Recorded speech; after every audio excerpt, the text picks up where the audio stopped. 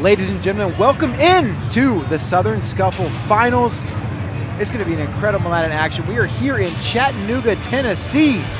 We've already had a great day of wrestling behind us, and now here we are in McKenzie Arena for the last 10 bouts of the finals. We got placement matches at every single weight class. I'm David Bray, joined by Travis Gerard. And Travis, we got a lot of great matches looking forward to. What are you excited about? I'm most excited for this first match right off the bat here between Nico and Steve-O at 125. It's kind of been circled since I first saw all of the entrants. And then I'm a little bit partial to the Georgia wrestlers, being a Georgia high school coach for the last couple of decades. You got Cody Bond coming in at 149 pounds. He makes the finals. And then at 65, Gunnar Filipowicz, and then Jaquan Anderson at 74. I love watching those Georgia kids. I've seen them wrestle for so long, so I've got those kind of circled. This truly is a Southern Scuffle. There's going to be a Southern flair. As you mentioned, some Georgia high school wrestlers in the mix, and you can see the matchups on your screen. We're going to conclude at 285 pounds with Josh Heinzelman and Dorian Crosby, but we got 10 great weight classes to follow. Travis, I can't wait. I'm ready to roll. And as you mentioned, the first weight class we're going to see, it's the top matchup in terms of rankings. It's Nico Provo. He's ranked second in the country. He's taking on Steve-O Poulin. These guys met last year, and they're going to meet again. And but not before. You got to have the harmonica. And what harmonica legend could we have other than John Lennon? John Lennon here on the mic, on the PA. He always opens up the finals, and then he'll walk everybody out with the harmonica as we close down. It's a Southern Scuffle tradition. It's a tradition I love, and so is good wrestling, which we're about to have here at 125. And we're underway. Two wrestlers in white singlets, red ankle band for Stanford. It's Nico Provo, and the green ankle bands for Northern Colorado is Steve-O Poulin. Both these guys a little familiar with one another. I just think with the way wrestling's been here in the last couple decades, isn't everybody familiar with everybody nowadays? It does seem like it. And 125 has been just a chaotic weight class all year long. So what do we expect tonight? Probably more chaos. Everybody's kind of looking for the next big thing at 25 now that, you know, Spencer's kind of dominated the conversation at this weight for the last 5-6 years, and so now who's going to be next to take that mantle? The last time these guys met was here in this building, and Provo won that match 10-3. Steve-O Poulin went on to win a Big 12 title last year. He had a better season as a whole, but they are now meeting again, and it's Provo ranked second in the country. And look at this. Looking for a go-behind is Steve-O Poulin. He's behind, but no return, and there's the takedown. He's looking for near fall. Wow, great action there to get the takedown. We've seen all weekend long, we're seeing tons of slide-bys, pass-bys, and the guy on bottom that's getting taken down, going right into that Granby, trying to scramble out. Provo wasn't able to do it that time. Steve-O Poulin and Nico Provo kind of opposite trajectories when they were coming up. Poulin, he had a highlight when he was a little kid that went viral. Nico Provo came out of high school in the 50s on the big board, but now it's Provo with the higher ranking, and it looks like they're going to review. They want to know whether or not there were two near fall. It was close. We saw when Poulin got that takedown, he took Provo down right into danger. Was he a near fall for 2 seconds? That's what they're going to figure out. And this may be a situation where Northern Colorado has a brick to burn, and they're going to see if they can get a 5-0 lead. You know, if I'm not sure what the challenge situation is going into the finals, but if you got more than one, you take your YOLO brick early. Try to get that extra 2. Yeah, and if you guys are watching at home and not sure how the challenge bricks work, if you're in a dual meet, you got to be a little more conservative. But in a tournament, you have some to work with. And here's a review. This is that go behind, and Poulin. Ooh, it was close. It was close. I don't think they're going to overturn this, but it was very close. And they are doing independent review. So the official that made the call is not the one doing the review. They have somebody else here in the building that is going to come over and look at the laptop and review it. It was right next to me, and probably you too during the semifinals. He came over and watched it and directed the computer operator on how to go and how to look at everything. So I appreciate when they do that, because reviewing your own call, I mean, it's a natural bias. That's the call you made, right? Yeah. So nobody likes to admit when they're wrong. Yeah, and you kind of have already decided in your mind you were right. So it's good when they do that independent review. We'll see, and they're gonna just confirm that, and I think that's probably the right call. It was super close. If you're counting swipes, it was 1.5, I think. Well, and it's kind of hard for one of the negatives, I guess, of the independent review is hard to know when did the ref on the mat decide that the takedown had been secured. Because you can't start counting until that takedown gets secured. So yep. That's kind of hard to gauge for somebody coming in, because they might have an independent bias as well. Action it looked like a caution, but it was actually a whistle on another mat. They're going to get a clean start now, and Provo up to a quad pod, fighting hands. He's trying to get out, and it looks like Poulin going to return him to the mat. Steve-O Poulin putting a good right on, and he's putting pressure forward on Provo's hands. That's what you want when you're on top and the guy gets in quad pod. You want to see that, the white above the fingernails, you want to see that pressure, and now Provo able to fight out, gets the escape. It's 3-1, a little bit under a minute to go. Yeah, Poulin's got 50 seconds of riding time, so that's going to come into play here in these last two periods, seeing choice and all that stuff. If he can rack up a few more, it might dictate what he does in the third period if Poulin has choice. Absolutely. Now 35 to go, and both these guys good hand fighters. Now Provo wrestling from space, hard fake. Poulin didn't bite on it, and now wrestling from both hands on the head is Steve-O Poulin. Yeah, the first takedown for Poulin was out of the tie, so Provo might be looking for a different strategy here, trying to stay away and see if he can't get to the legs, but less than 10 seconds to go here in the period. That's probably not enough time unless it's just a straight, clean finish. Yeah, it looks like we're going to take that 3-1 lead for Poulin into the finals. And here they go. Provo, a little bit of extra time with the hands on the face as the period expires. Flip goes to Poulin. He defers. Provo going to go underneath. Now, riding time, 50 seconds. So yeah, if you're Poulin, you just got to stay on top for, I mean, you don't want 10. You don't want it to be right at a minute. You want to stay on for 20, 30 seconds. But he's already been on top for 50. We'll see how he approaches the top position. Yeah, sure. If he can secure that ride time, that gives him a chance to just pick neutral in the third and not have to lose a point, because he's already going to get that riding time point. And now Poulin with both legs in. Now he has Provo flattened all the way out. Riding time over a minute, and it's going to keep climbing because Poulin in good shape. And Poulin with that knee sleeve, you can see it on the right, and it's stained red. I saw him coming off the mat after the semifinals. He's bleeding on his knee. Maybe just a mat burn situation, but that's what you're looking at. And look at this, riding time, minute 25, and climbing with the leg in. Steve-O Poulin getting right to where he wants to be. Yeah, you get Provo completely flat on his stomach, fully extended. Going to have a hard time getting out here. When he's got that leg in, look at his hips off the mat. It's real difficult to get into a base referee's position when the top guy's got your hips up off the mat like that. That's Steve-O Poulin going to get a restart, minute 7 on top. Provo, maybe the more important restart on bottom. He wants to get to work here and claw and a spiral, and Provo fight that bottom hand. Now fighting the top hand. Poulin trying to get legs in, and Provo up to his feet. Can he get out? Poulin drops the leg.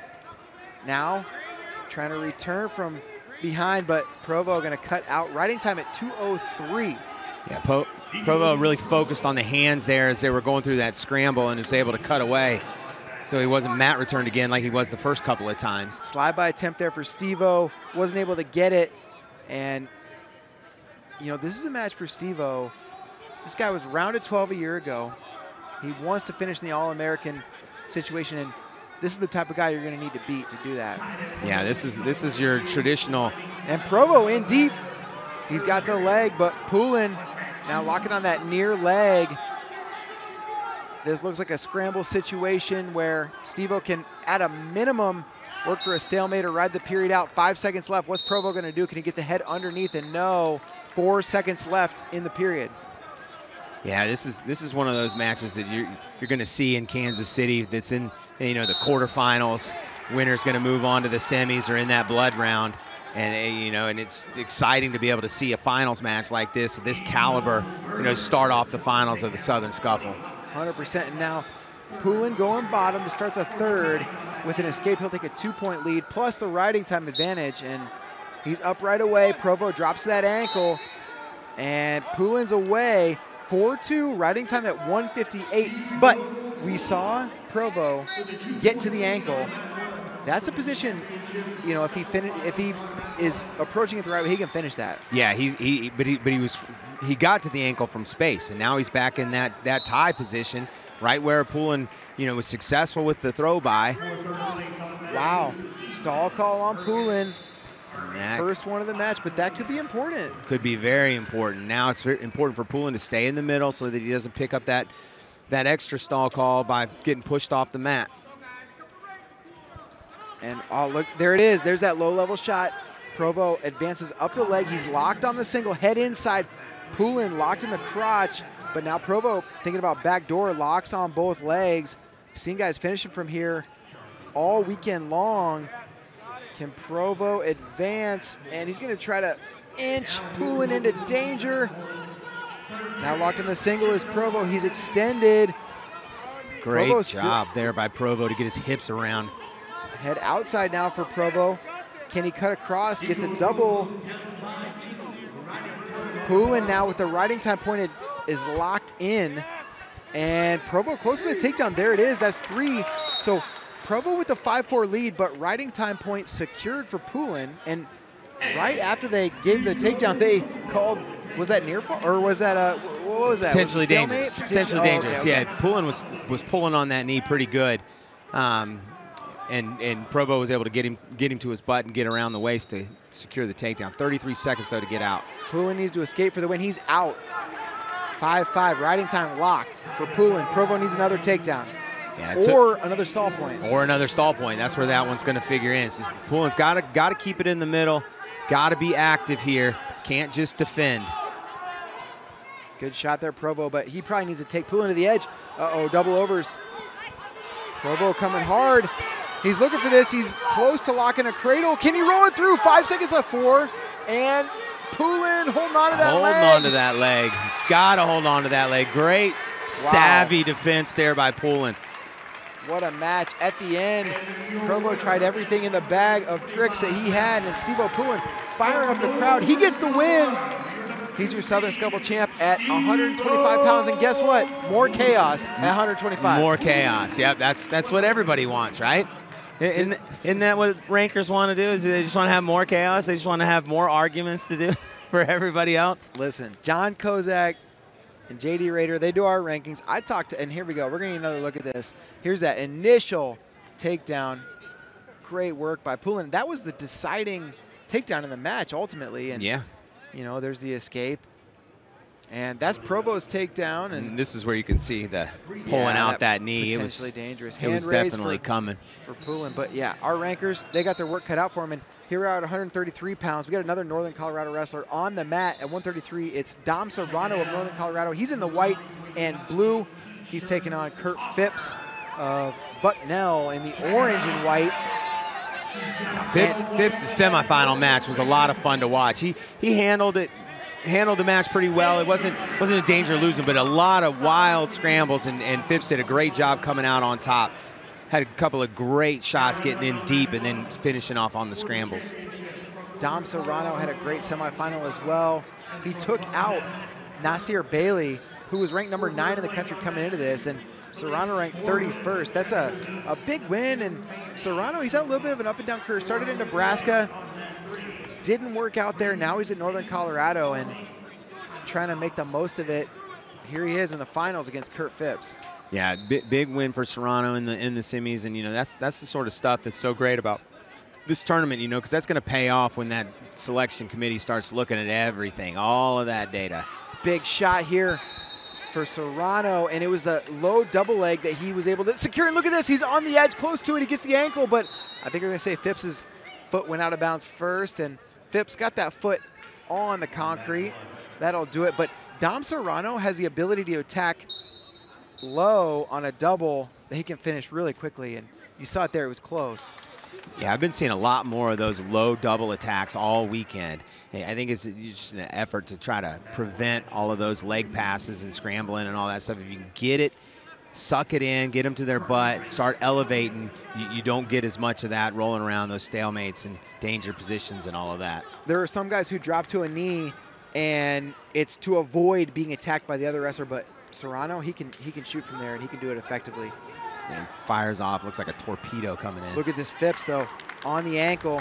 Serrano kicks out. He's free. No score. Minute left to go, first period. No points, but some fun action. And Phipps looked for a little slide by. Not a full effort at the slide by, but wanted to test it, see what kind of reaction he get from Serrano. Yeah, I'm interested to see if Phipps does kind of what he did in the semis earlier this morning. He didn't take too many shots early in the match. He was trying slide bys and stuff like that, but then the second and third period, he was constantly in on the leg, just a straight on single to the right. Phipps has a really strong mat game as well, but Serrano's semifinal opponent, Nasir Bailey, is lethal on top. Serrano went underneath. He had no, he gave up 2 near fall, but was able to get a reversal, and that was probably the critical decision for him, was to go underneath. So see what happens here. 10 seconds left in the first, no score. Serrano's semi, he got the opening takedown, so this will be a very different match. Snap attempt, Serrano to a leg, 1 second, not enough time, but did he get some information that's gonna help him later? Possibly. Serrano's gonna defer to Phipps, who will go underneath. Yeah, Phipps is, like you said, tough on top, so it's important for Serrano to build up as much riding time as he can here in the second period, so that gives him more time to get out, obviously, in the third. Yeah, absolutely. And sometimes you see those guys that are tough on top work for reversals instead of getting back to their feet. We'll see what Phipps does. Phipps, tough PA wrestler. He's out. Fundamental, 7 seconds. Yeah, it doesn't get much more fundamental on a stand-up and escape than that. Elbows tucked in. Serrano in on a leg, locked on the right side, and Phipps, he is gonna set this for a stalemate. He locks on that wrist of Serrano. It's gonna be tough for Serrano to do much from here. Looking like a stalemate. I think everybody's looking for it. There it is, minute 32 left in the second. Yeah, Phipps didn't want too much more blood running to his head being upside down that long.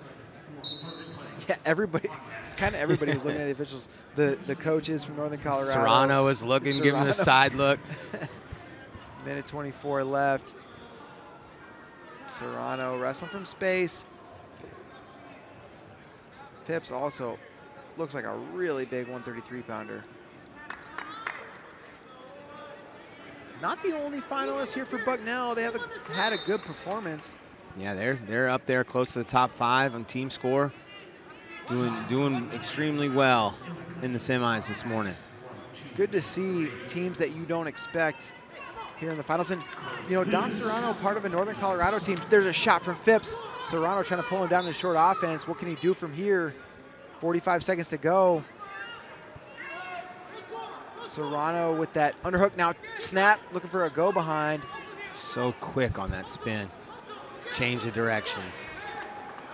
What can he do from here is the question, and Serrano cuts him loose. Wrestling from space is kind of his forte. 24 to go. Yeah, I think Phipps shot inside, single leg. Now, look at that. Serrano steps over that leg. He gets this ankle hooked. Phipps is locked, kind of chest lock. And look, this looks like neutral danger. Why are they not called? They called it a couple swipes. Serrano closed, 3 seconds left. Phipps passed it. Great scrambling technique there from Kurt Phipps. 1-0 lead. He's going to take that into the third period, and Serrano has the choice. He's going underneath. Yeah, he's got to go underneath. He knows he's got a minute and 6 seconds to get out. Needs to, you know, have that same sound fundamental. Elbows tight, get that forward pressure off of his shoulders, off of his hands, come up as quick as he can. See what the strategy is here. Serrano, little explosion right off the whistle. Now Phipps has him in a crab ride position. Phipps grabbing his own knee. Serrano's got that toe hooked. If he can get the other one out and step over, now the leg's back in. Yeah, Phipps kind of pulled it in, or excuse me, Serrano kind of pulled it in, which is not what you want to do. You want to put that leg to the outside, and riding time climbing, it's at 20 seconds. You can tell from, oh, look at Phipps. Now he's got both legs in. He's got them stretched out, all the way extended. And there's been an emphasis this year on top stalling. If you're not looking to turn, you're going to get hit, but they're going to give you some time to work here. You got him extended like that. Serrano's best friend is a stalemate right now. Riding time at 40.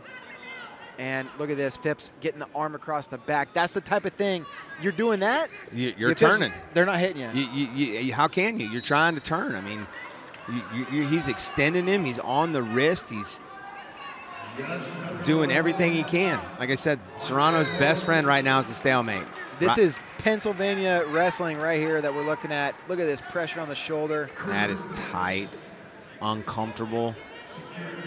And I'd be a little bit surprised to see Serrano give up a turn, but he's working for it as Phipps, and riding time at 1:15. Yeah, he's got that hip up off the mat. Serrano cannot build a base at all. You can see Earl Hall over there in the Northern Colorado corner. He wants a stalemate. He wants some kind of bailout, but, man, Phipps is working. Stall warning underneath Serrano, and that's tough. I mean, you got somebody Phipps caliber, the length that Phipps has, keeping those legs up off the mat. I don't know what you're wanting the bottom guy to do. Yeah, I don't either, but definitely no stalling on top, and there it is, Kurt Phipps. He's going to ride it out. 2-0 win. Dominant in the top position.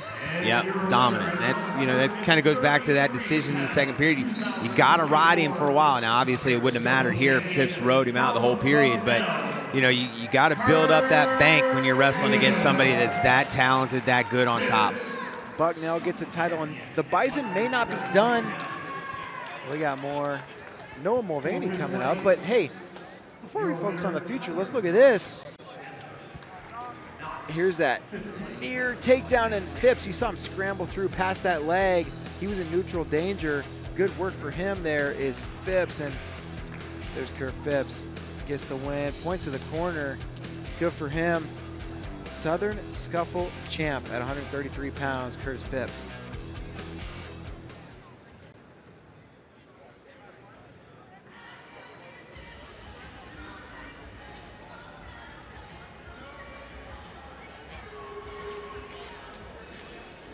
Third place, Matt. There it is, Nasir Bailey. Borman there on your screen, and I think they're in the middle of a review. Travis and I have been pretty focused on this first place, Matt, but it does appear that they got a review going on. It's 9-2. Well, they had it at 12-2, so they must have wiped some takedown. Either a takedown or a three-point near fall got taken off. Nasir Bailey came into this tournament ranked 9th in the country, fell to Dom Serrano, and now in the third period, he's got a 9-2 lead plus over 2 minutes of ride time. Big, hard mat returning. Man, this is a true freshman. He's from Illinois, Chicago area. He wrestled in Who's Number One last year as a high schooler. He has made a big-time impact on the NCAA wrestling scene already. Mentioned ranked 9th in the country, but this guy, I mean, he can wrestle from his feet. He's super tough on top. He's got a lot of skills. Yeah, he's a big 133-pounder. I mean, I see these guys year in and year out, and you know, he's just massive. No wonder why he's so good on top. His wrist control, you know, reminds me a little bit of somebody like Seth Gross, right? Where he's always hunting for wrist. When the guy's in on his attack, he's on his leg. And look at this, Nasir Bailey in deep on the leg.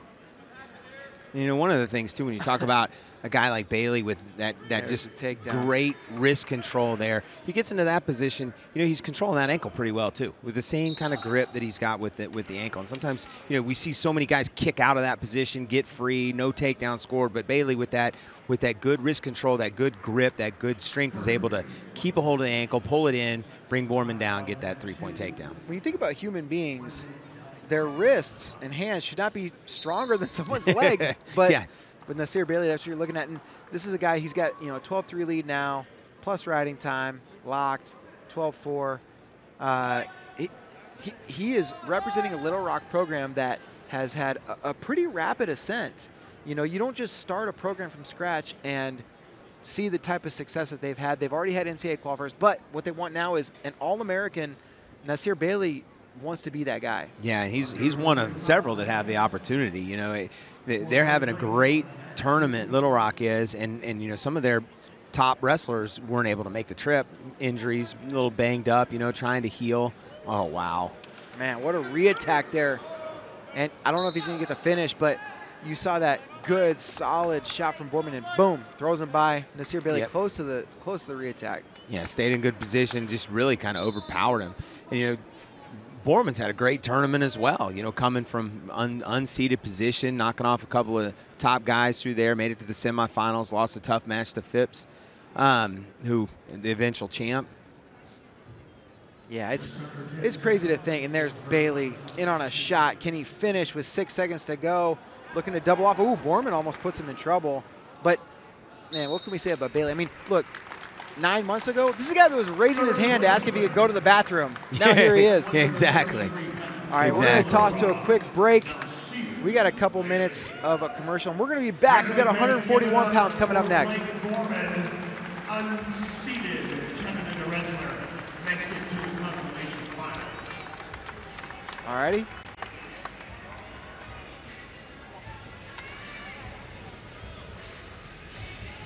Oh, man. That's good stuff. I want to know is, heck yeah, let's go. Everything good? Let's freaking go. Am I stepping on your toes at all? Am I doing perfect. good? It's perfect. Okay, yes, good. This feels, yeah, I think. Natural. I feel natural. Yeah, it's good. In 8th place, Desmond Pleasant Drexel. Yeah, this is great. 7th place, all right. Charlie Army. In 6th place, from Indiana, Blaine Frazier. 5th place, from Oklahoma, Conrad Hendrickson. 4th place, from Appalachian State, Chad Ellis. In 3rd place, from Army, Ethan Bergen. 2024 Southern Scuffle runner-up, Nico Cole. And your 2024 Southern Scuffle champion at 125 pounds from Northern Colorado, Steve-O Poulin. 125 is so crazy. I know. Yeah, it's kind of like, you know, who's going to be the quarterback of the Patriots when Brady leaves? Yeah, it's like, who's going to take control of 125 when Spencer's gone? It's crazy. Hands up. Try to get it up in that upper deck scissor. Right there. Throw them as high as you can.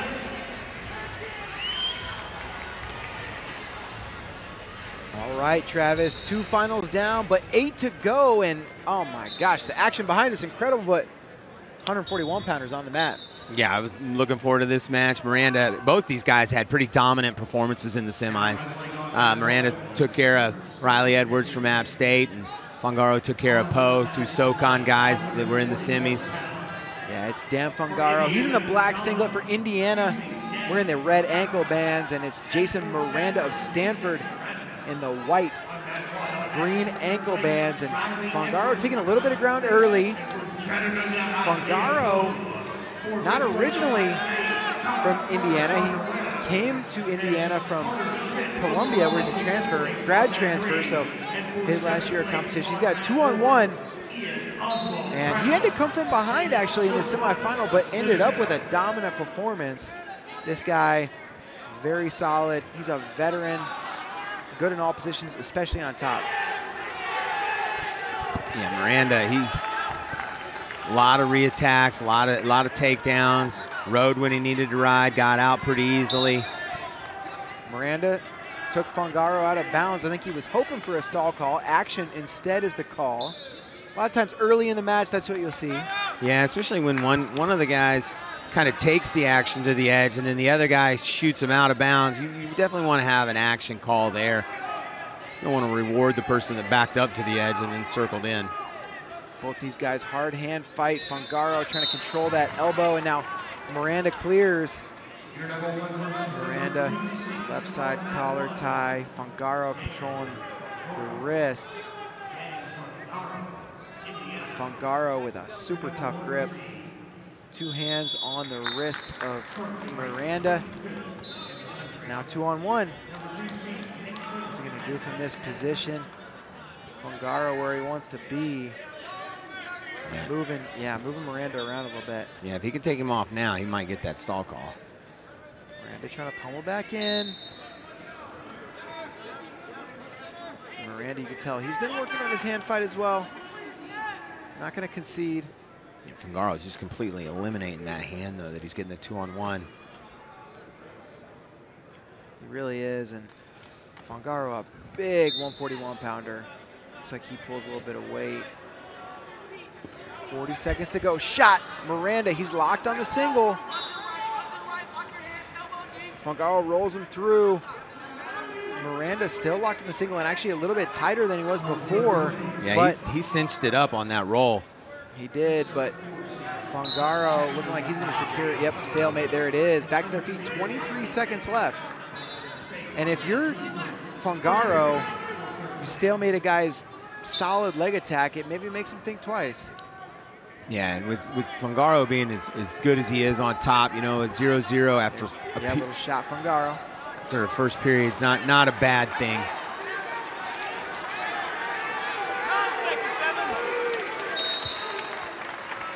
Short time left here, first period. Looks like it's gonna be scoreless, heading to the second.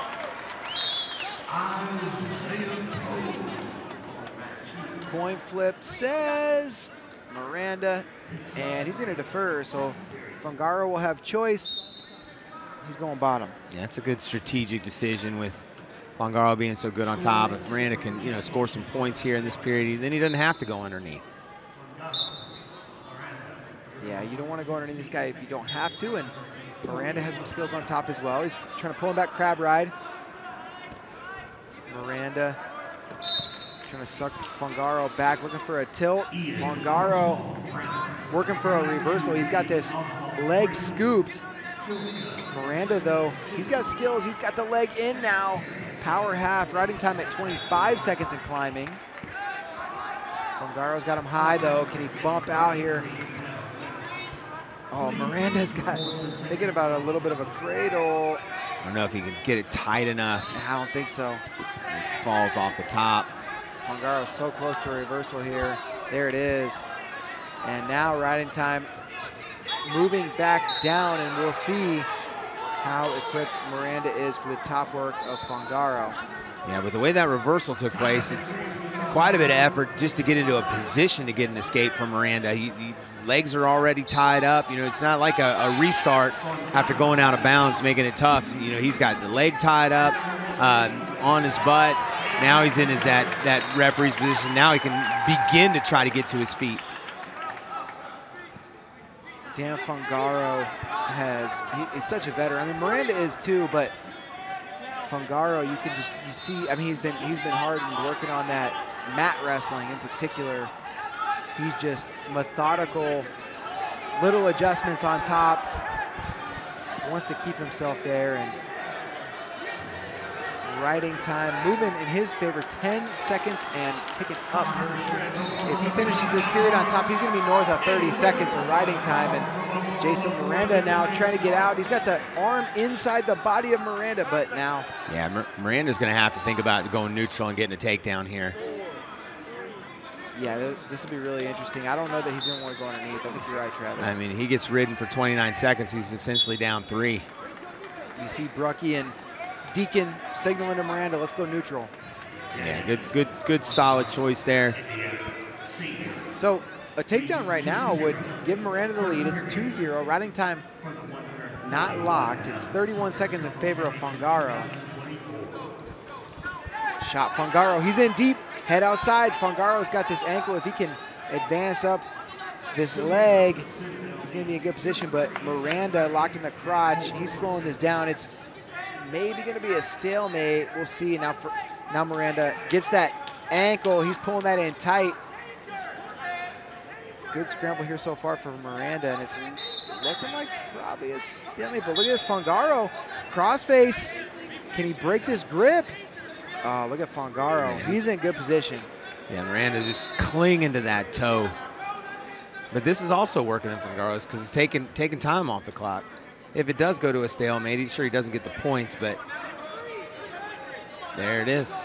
There's control. Fangaro with a 5-0 lead, and they're going to call potentially dangerous. 36 seconds of riding time, but Miranda has not had an answer for Fangaro's top work so far. Yeah, let's see if he can get an escape with this fresh start. You know, like I said, he gave up that reversal and was already in a perilous position.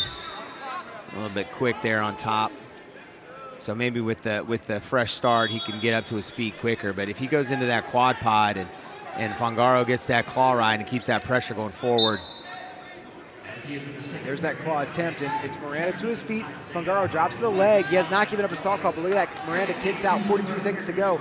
He's got work to do. He needs 2 takedowns, 5-1 or takedown near fall. Now, in deep is Miranda, head outside. Fangaro trying to lock through the crotch, trying to roll through and scramble. Miranda still trying to advance up the body. Miranda, if he can get this right arm free and across the leg, he'll get the takedown. Fangaro, though, scrambling. Miranda hooks that bottom leg.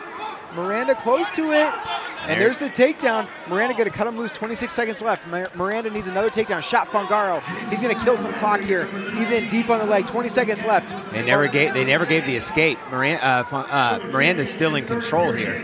It's 5-4 on the board, 13 seconds left, 10 now. And you can see the Indiana corner frustrated. There's a stalemate, 5 seconds left. So yeah, Miranda signals neutral. Yeah, Miranda tried to cut him, but he didn't get his feet away, and Fangaro did a great job of just turning in and grabbing that ankle and wasting time. Shot Miranda, not enough time to work though. And it's going to be Dan Fangaro. He's a Southern Scuffle champion. Tactical match, really savvy. Gave up the takedown in the end, but it didn't matter. Yeah, I mean, it was that ride after the reversal that really, that is... I'm speechless. I don't know what to say about that. I mean, he did a split, half-hearted splits. I think he was full-hearted, you know, but the thumbs ups instead of a different type of salute. And yeah. Here we go. Here's a replay. This was that scramble to a reversal for Fangaro. Yeah, because you can see when that he's got Miranda down flat, so it's difficult for Miranda to get out. And then there's the takedown. Man, good action there. Fangaro gets it done, and we don't get to see a replay of the splits, but we do have a third-place match, and SoCon battle. Yeah, this is a SoCon battle, and if you guys have been hearing loud cheers throughout this match, it's been for the mat here. Isaiah Poe, he's been putting on a show for this hometown crowd. Yeah, I saw him wrestle when he was in high school at a Super 32 qualifier. Saw him wrestle quite a few matches at that qualifier. Tough kid. So I was excited to get to see him wrestle in college this weekend when I came up here for this tournament. He's an Alabama high school wrestler, now a freshman for the Mocs. And look at this, in deep, looking for another takedown, and he's going to get it. There it is. The crowd excited for Isaiah Poe. I believe he has a younger brother coming through. I think he's got a couple of younger brothers. Yeah. Okay. Yeah, that Super 32 qualifier tournament down in Georgia, Fretwell puts on. We've had several of the Poe brothers wrestling in that tournament. I'll tell you what, Poe wrestled Fangaro in the semifinals, and Fangaro seasoned and very tough. In the hand fight, tough on top, and Poe gave him a great match. This kid is going to be a lot of fun to watch for SoCon fans, for Chattanooga fans, and here he is giving a good match to Edwards. Edwards, though, locked on this shot. We'll see if Edwards can finish it. Oh, he may do it. Oh, my gosh. This one, if Edwards can finish on top. Oh, he's got riding time locked. Poe has riding time locked, yeah. Yep. Edwards got to do something different. He's going neutral. Edwards has 10 seconds to work for a takedown. Oh my gosh, a little ankle pick. Switches to a single leg. 7 seconds. Tries a step Edwards over. might have it. Oh, wow. Oh, my. Oh. Isaiah Poe, he's pumped. Wow. Pumping his chest, showing off the mocks on the singlet. Isaiah Poe, good work there. We're going to throw to a break. Coming up next, 149 pounds. I think somebody threw a brick over there. Check it out, ladies and gentlemen. We meet our medalist for 133 pounds. We are missing our third place. And the referees talk about it right there on that too. Discussion. You got everybody, Coach Bud? Ready for the medalists.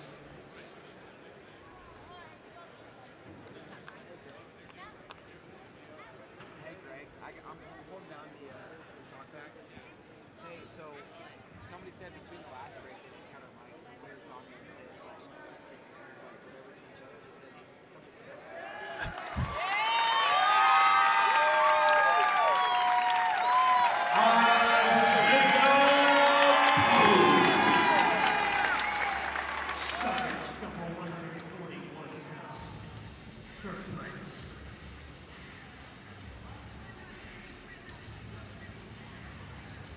Ladies and gentlemen, your medalists for 133 pounds, Southern Scuffle 2024.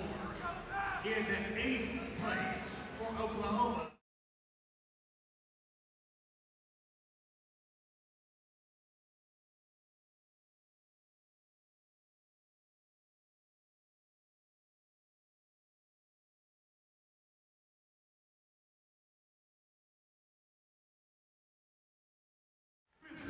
From Stanford, Tyler Knox.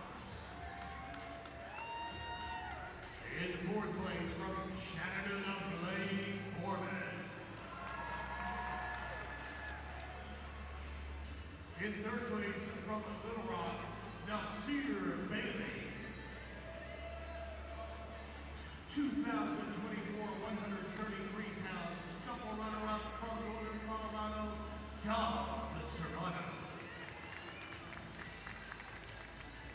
And your 133-pound Southern Scuffle champion for 2024 at 133 pounds from Bucknell, Kurt Phillips.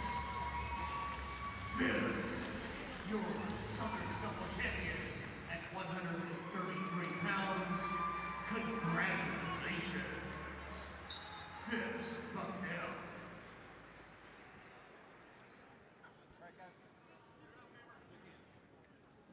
Heads up, heads up. Always be on the lookout for all the t-shirts coming your way. Don't want to let one of them take your eyes out.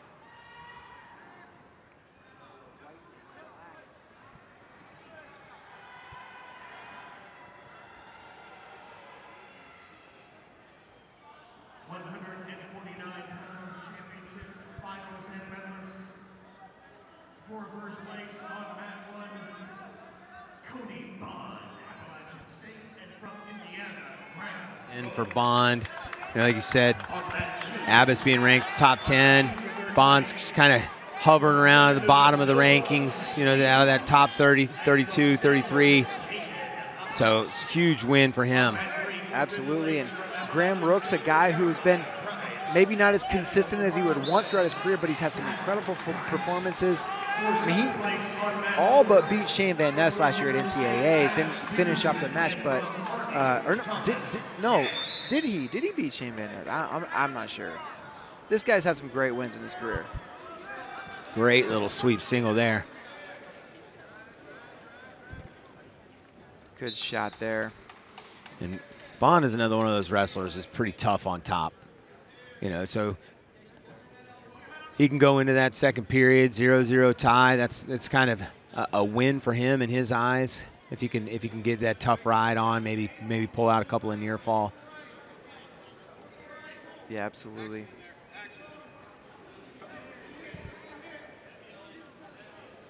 Rooks, a big part of this Indiana program. Coach Angel Escobedo trying to grow the Hoosiers. Yeah, he's doing a great job. You know, it used to be Indiana. You thought of those 125s, and then what? There's a shot. Rooks, he's in on this single leg on the left side. Close to it. Bond, shin wizard defense. It's going to be tough to work through for Rooks, but Rooks pulls that foot outside the hip, and now Rooks adjusts back. Bond's keeping that pressure, keeping Rooks' forehead down on the mat. Basically paralyzing him. He can't move. He's not going to be able to go anywhere. And now Rooks elevates the position. He's going to try to come out the back door. A little bit better for Rooks, but Bond pinching with the knees. So long, reach ankles from anywhere in that position. Bond is a pest, man. He's a pest. He's a pest in a position like this. He's a pest on top. Yep. Makes himself just a hard guy to finish. And you know, I was talking with North Dakota State coach Obi Blanc earlier today, and he said the thing that makes D1 wrestlers really good is focus, the ability to focus for 7 minutes. And a position like that, Bond focusing. Now here he is on a single, head inside, trying to come around, and Bond in decent position. Time's going to run out, but that ability to focus and not give up a little position like that, that makes or breaks, you know, an NCAA wrestling match. Well, and the thing that, you know, for people that haven't done this, you know, the focus, not only are you just trying to stay focused, you know, when you're driving, walking, whatever. These guys are having to stay focused when they're upside down, doing flips, somersaults, cartwheels. And Bond not able to stay in control on top. It's going to be Rooks with the escape just 7 seconds into the period. Yeah, he sealed off, got those elbows in. Bond wasn't able to breaking forward, try to get that leg in. Ooh. Bond in deep now, trying to come around and finish. And Bond has his hand glued to the mat, trying to circle around. Rooks now with that closed whizzer, grabbing his own shin. And Bond's so long, though. He could potentially advance him. Like, this looks like maybe a stalemate, but now Bond advancing. They're going to give him a little bit of time to work here. Can Bond continue to move up the body? He's trying to go across the hip. That whizzer is key for Rooks right now. Minute to go, second period. Bond's got to get that ankle up on his thigh and then start working across to the far ankle. Rooks controls that bottom wrist, and they're going to go stalemate. That's a win there for Rooks to avoid giving up that takedown. But another win for Rooks was getting out from the bottom against Bond. Getting out was key. Somebody's going to have to get a takedown here. We basically got a little over 2 minutes for somebody to get it. Rooks punches an underhook. Hard snap there, Rooks. 35 to go. Rooks spent most of his semifinal match defending shots from Castillo. Didn't fire off too many attacks of his own, so he's definitely got the defense down. A little bit of an unusual match. He got a point for an illegal cutback that may or may not have been in. There we go. Bond in on a single leg. Rooks trying to defend. Rooks adjusting now.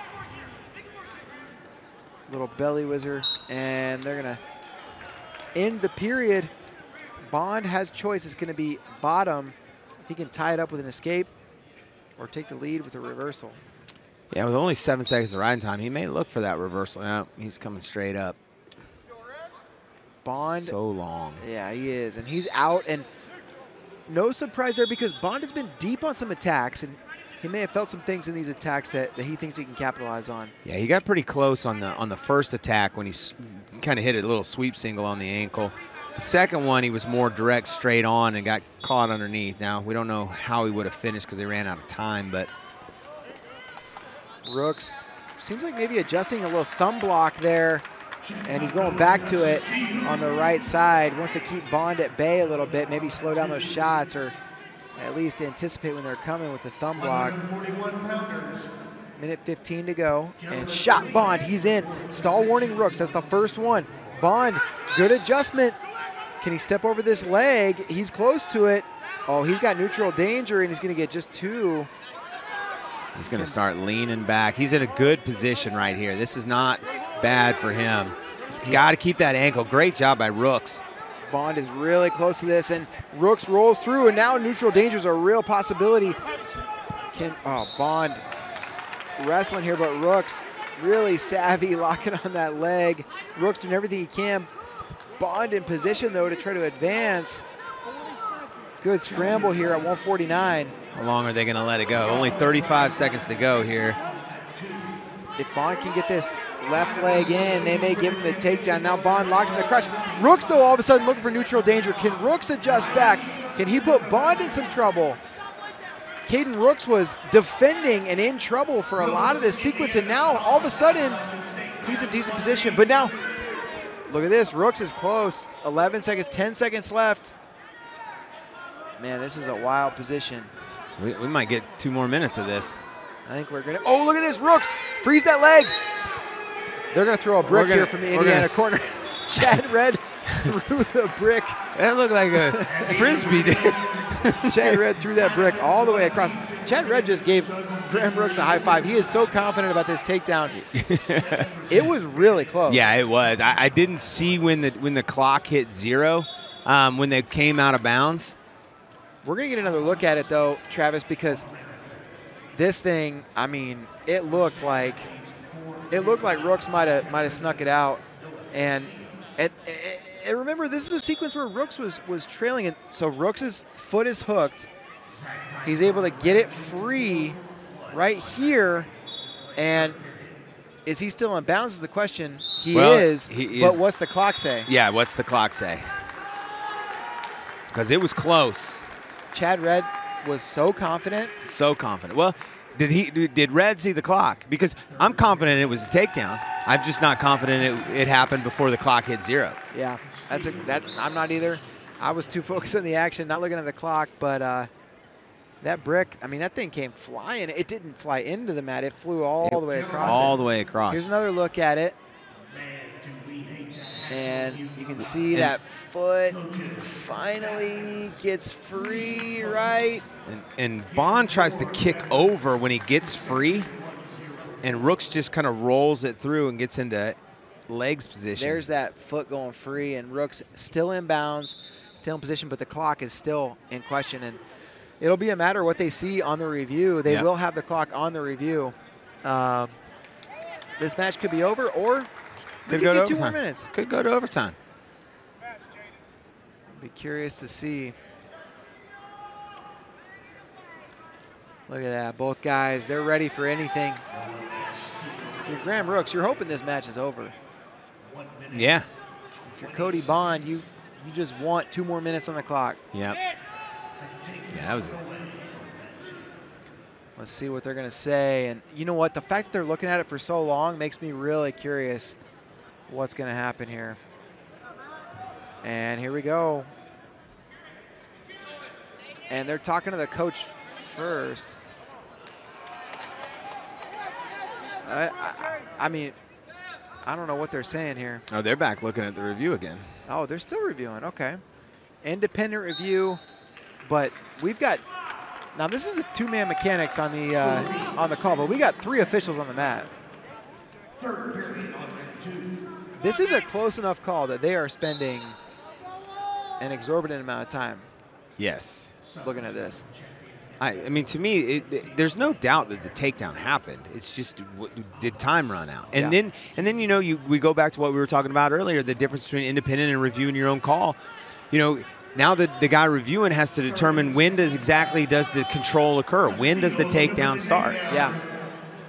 Yeah, it is. I mean, there's a lot of things happening right now, a lot of factors in play. Looking around the arena, we still have a 3rd place match going on. Yeah, that's Abbas and Castillo. Abbas in the lead right now, 4-1, and Abbas and Castillo ranked 9th and 10th in the country. Here's another look. It looks like they made a decision. They said no takedown. Time must have been out. Yeah, it has to be. It had to have been timeout. 2 minutes left. Now we're in sudden victory. If you're Bond in that deep and he threatened you, what are you going to do? And there's a shot, misses the one leg, goes back to the right. Rooks wrestling from short offense. Rooks trying to snap him down. Rooks trying to move forward. Great job on Bond, by Bond getting out from under there. You know, he didn't get enough penetration on his shot. Just put himself in a rough position there, realized it, recognized it, and was able to get out. I don't think we've mentioned it exactly yet, but Bond, huge 149-pounder. I mean, you mentioned the length, the range, but oh, look at that Rooks snap, looking for that leg, couldn't get to it. Minute 20 left. He has a clear size advantage here. Yes. I mean, the reach advantage is just huge. Oh, Rooks gets to a double on the re-attack, and there it is. That was phenomenal. Phenomenal re-attack. Got stonewalled on the first shot, kept his feet moving, and gets the takedown. Graham Rooks close to it at the end of regulation, left no doubt in sudden victory. It's Graham Rooks. He's your champion at 149 pounds here at the Southern Scuffle. It's back-to-back for the Hoosiers there, right? There we go. Good for Indiana, and I think we're going to get another look at it. Here we go. Here's some highlights. Great match. Gritty NCAA wrestling match. There's a little shot. There's the re-shot. From Rooks, and boom. First shot didn't work. Got the re-attack, and he knew it. Bond knew it. Pounded the mat. Yep. No doubt on that one. All right, guys. We're going to go to a break. We'll be back with 157 pounds right after this. That was an awesome 0-0 match. I know. That was fun. They were, or 1-1, whatever it was. Yeah, that was fun. I wish I could have seen the clock on the on the replay, but yeah, it was great. In 5th place from Oklahoma, Carter Schmidt. All right, this is the only matchup of top 10 guys, I think, in the whole tournament. 125. Oh, yeah, 25. This one in 25. Yep. 3rd place from Chattanooga, Isaiah Poe. 3rd place, 2024 Scuffle runner-up from Stanford, Jason Miranda.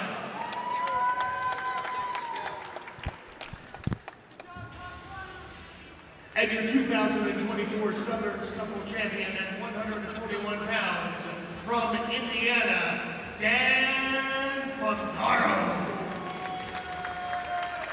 Danny Fangaro, 141 pounds Southern Scuffle champion, 2024. Gotcha.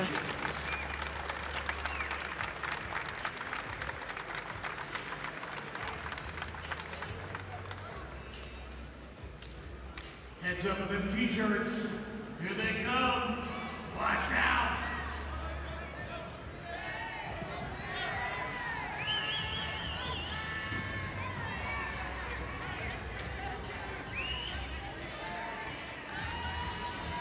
T-shirts, headgears signed by the finalists. You're in the Scenic City. Home. Southern Scuffle. We're ready to roll 157 pounds. All right, Travis, we are back. And 157, what a clash of styles. Vinny Zerbin, he is a scrambler. He's so good on top. And Daniel Cardenas, incredible fork. Should be a fun one. Yeah, Zerbin this morning in the semis, he was just trying to create action. Just taking shots from way out. There he is, opening takedown. Vinny Zerbin, 3-0 lead, just seconds into the match, and Cardenas up and out. Cardenas gave up the opening takedown in his semifinal match as well, so no stranger to working from behind, and now he's going to try to get to work, but Vinny Zerbin, really interesting wrestler. Look at that fake, man. Well, it's similar to that last match at 49. Zerbin's got such length. You know, he wants to be rolling around. He wants to be picking ankles. He wants to be elevating hips and putting the other guy in positions where he may not be comfortable. Gritty Illinois wrestler. coming into Northern Colorado's lineup, and there's a shot. Cardenas, he's in deep on the single leg. Zurban trying to make this a scramble, and you see the grittiness there, and he pulls that leg out. And it's the length. You can't get to that ankle unless you're that long. Cardenas trying to scramble himself into a takedown, and Zurban back hooked the leg, and he's locked. And now Cardenas close to the takedown. Can he finish? Gets this up to his feet. Wait for Zurban to dive under. Zurban posting on that head, keeping Cardenas away, and Cardenas reaches for that leg, thinks he can get it, but the length of Zurban giving him some trouble. And now Zurban in a splits position. He's got a whizzer. There's Cardenas. Good adjustment. Gets Great the takedown. adjustment. Instead of trying to push him forward, he just kind of leaned back a little bit. Zurban lost his balance, and that enabled Cardenas to drop down and snare the other ankle. Another savvy decision there is Cardenas hearing the drop down count get to 4, swivels his feet out of bounds. We're out. No stall call. Exactly. So ride's important here. Build up a little bit of time because you know Zurban can be pretty tough on top, pretty clingy, pest-like. This guy, Cardenas, such a competitor. He doesn't want to concede any position. And if he gives up a takedown, he's going to come back and get one, and that's what he did. Now it's going to be Zurban's chance to respond, and he's out. It's 4-4, 46 seconds to go. Riding time 24 seconds in favor of Cardenas. Cardenas putting a ton of pressure on that head of Zurban. I was thinking the exact same thing, just pressuring it down, pressuring it down. Keeping those elbows in tight, waiting for Zurban to make one of those wild reaches for an ankle, a leg. 157, one of the more entertaining weight classes in NCAA wrestling. Got so many different styles towards the top of this weight class, and you know, Cardenas with just unbelievable footwork, his snaps, his fakes. He can create so much motion and make his opponents react. And then a guy like Zurban, so gritty. Gonna defer his choice, and Cardenas gonna go underneath. And we'll see the top work of Zurban. He can make life hard on you from the top position. Yeah, it didn't seem like he was too worried about a ride after his first takedown. Zurban now looking for wrist. Cardenas fighting the hands, though. I think Cardenas in decent position. Zurban trying to step and collects that foot with both knees. Cardenas right back to his feet. Zurban gets that ankle again and now gets the return. And sometimes that's how a good ride starts. Cardenas back to his feet. Can Zurban do it again? He's going to let him go this time. Yeah, Cardenas got a hold of the wrists, or got a hold of the fingers, hands, whatever, keeping them separated, making it almost impossible to hold him down. You know, watching Cardenas get that escape and just some of the other rides that we've seen, you know, there's guys that are throwing their shoulders back off the whistle and trying to come up instead of doing that quad pod. They're getting out so much quicker. They're even getting out. You know, we saw that ride by Phipps earlier today, and you know, Dom kept quad podding up, and that just enabled Phipps to just keep that pressure forward, pressure on his hands. Cardenas wrestling a similar, you know, lanky guy, good on top, snake around you. You know, he throws his shoulders back, gets that wrist, collects it, and ends up getting the escape. Yeah, good battle there, and wins the position. Riding time at 1 second for Cardenas, and he's back in the lead. Shot, oh wow. Great single leg for Cardenas. He's locked on. He comes back up to his feet. That's going to eliminate some of the scrambling of Zurban. Can he finish here, though, is the question. And two hands on the foot. Cardenas close to the takedown, and Zurban is holding onto the rib cage of Cardenas, momentarily prolonging the takedown. And he climbed his ribs like a rope. He grabbed onto the rib cage and pulled up on it. That is a scrambling technique I haven't seen very often. And now here he is in a split. With the whizzer. I thought the takedown was inevitable for Cardenas. It's one of those like flashy camp moves. Technique still progressing, but it looks like it's going to be a splits stalemate position, and Vinny Zurban. Do we have a name for that? I mean, we've got a knee pull. Is that a rib pull? That was, I think so. Unbelievable. That's just grit. Yeah. Zurban on bottom in the third. and Cardenas trying to put a ride on. And Zurban rolls, trying to catch Cardenas in a reversal position, and he's got Cardenas. I think he's close to a reversal. Cardenas, though, still wrestling. This guy's not going to stop, and his riding time continues to tick forward. That's the risk if you're Zurban. You work for the reversal and you don't get it. Now all of a sudden, riding time 25 seconds like it is. Yeah, it's just a couple of little mat returns here. Zurban's out. You know, talking about one of those things that makes a difference between a D1 wrestler is just not conceding a point in any position, And you saw it right there, both with Zurban's defense at the end of the second period, and then Cardenas's, he was not giving up a reversal there, and he didn't. Mentioned Zurban did his high school wrestling in Illinois, now at Northern Colorado. Cardenas from Colorado. There's a shot, Zurban. Cardenas into short offense, and Zurban recovers back up to his feet. Zurban wants to get in there and create that scramble, but if you can't get to the ankles, he can't get to the roll. Shot Cardenas, he's close to the go behind. Zurban gonna scramble back to splits, gonna reach for the ankle. Closed whizzer now for Zurban, 45 seconds to go. And now Zurban wrestles to waterfall position, and Cardenas trying to finish. Zurban has two hands on the foot. There's a potentially dangerous call, and that's what Zurban wanted. Yeah, that's what he was going for. Now look, I hope they clean up that Band-Aid or whatever on the mat, and they do. They finally kick it off. That was driving me nuts. 30 seconds left. What a match this has been so far. 30 to go. Shot Cardenas looks to peek out. Zurban locked in the crotch. Cardenas trying to put Zurban in some trouble. Zurban locked in the crotch. 13 to go.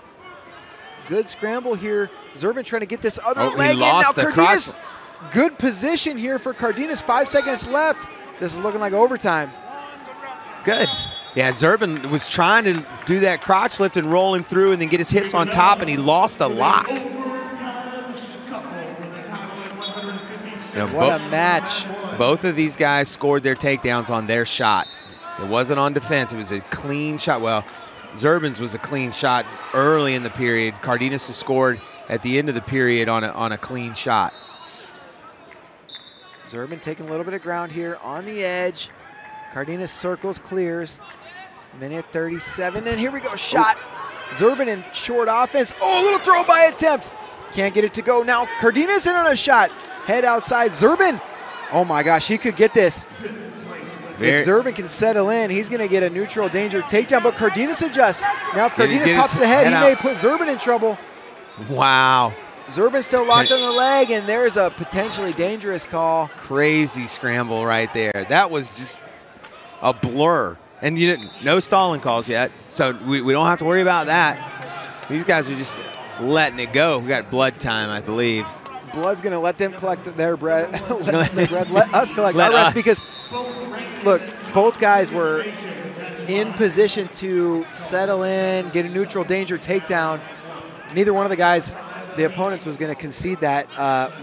What a situation there. Well, the crazy thing is they both were in really good position, but that good position was only for like a split second. You go back to that Bond and Rooks match, and you know, Bond was in good position. He thought he was going to score for like 10, 12 seconds, and then Rooks got in good position. It looked like he was going to score for 10, 12 seconds, and then they ended up going out of bounds time. These two were in equally good position to score, but they just split second, and then the other guy was in control. And then back to action. Zurban slapping himself in the face to prepare. Minute 15 left in sudden victory, and see if we can end this on our feet or if it's going to go to rideouts. And there's a shot. Zurban gets the back of the hamstrings. Good defense by Cardenas. Minute to go. Yeah, Cardenas just drove his knee straight into the mat on that sprawl. Oh, Zurban's in deep. Can he finish? Cuts across, and Vinny Zurban, there it is. He pulls the upset. Northern Colorado with 2 champions so far in the first 5 weight classes. Vinny Zurban punching himself in the head. That's that gritty. A few times, and man, good for him. Crazy finish there for Vinny Zurban. Gets his hand raised, a lanky 157-pounder. Gives a flex. He's your Southern Scuffle champion at 157 pounds. Still smacking himself in the head. And he may not stop smacking for a while. And there's that shot. Oh, my gosh. He gets in on that ankle. Finally able to collect the takedown. And I would love to see those guys run it back. Incredible, incredible action. The whole match. I mean, it was just action. We're not done at 157. We got another sudden victory match over here on the third place mat. And they're scrambling for it. What's going to happen? Oh, my gosh. Close to a takedown for Nate Luquez. And they're going to go out of bounds. Wow, Jared Hill and Nate Luquez in a battle over here in sudden victory for third. I'm buzzing about that Zerban Cardenas match. Yeah, that was phenomenal. Just nonstop action. I mean, it's, you and I had that conversation the other day, or earlier. Was it yesterday or today? I don't know. Both days run together. It's one day. It's one day. It's one long day. Yeah. But we were talking about just the amount of action in all of these matches that we're seeing here this year. Is it what is the cause of that? Is it the 3-point takedown? Is it the the people settling into the new stall calls? I don't care what it is. It's been great. It's been action packed across the board. I've seen fewer stall calls this weekend than the previous 2, 3, 4 years at this tournament. And not because they're not hitting stalling when they should, but because the action has been good. Yeah. 100%. I agree. It's been really interesting. And you think about Vinny Zerban, and I remember Zerban being a pretty interesting recruit coming out of high school, but didn't commit until like the summer of his senior year. And Northern Colorado picks him up. They believed in him. They said, this is a guy that's going to make a difference. And now here he is, Southern Scuffle title. He's going to be ranked in that top 8 on the podium probably next week. Oh, yeah, he'll be. Probably tomorrow morning. Yeah, that 7-8 range, definitely. So it'll be interesting to see, but that's a guy that's going to be another pillar for that Northern Colorado lineup they're trying to build there. Troy Nickerson continuing to do a good job. And we've got a review happening over here at the third place match. I don't think they're going to give a takedown, and see what they say. Yeah, no takedown. I don't even know what he was challenging. Was he challenging, like, can you challenge a stall? Yeah, maybe a flea in the mat or something? Yeah, that's because Lucas never had control of both ankles. Could have been a flea in the mat call, I suppose, but back to action, and there's Nate Luquez. And, man, Luquez, just a gigantic 157-pounder. A lot of the Army wrestlers are huge, and there's a shot from Hill. Luquez trying to defend, and Hill is close to it. I mean, this looks like a takedown to me. There it is. Yeah, good. Jared Hill. Good finish there. He had in on the double, switched off to a single, and then went back to the double to get the takedown. Great action there at 157, and we're going to head to a break. We got the second half of these matchups coming. 165 is next. We'll see you soon.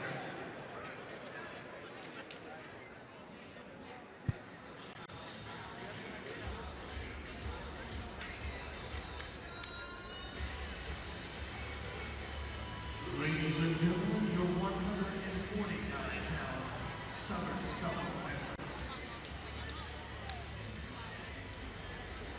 In 8th place from North Dakota State, Max Peterson.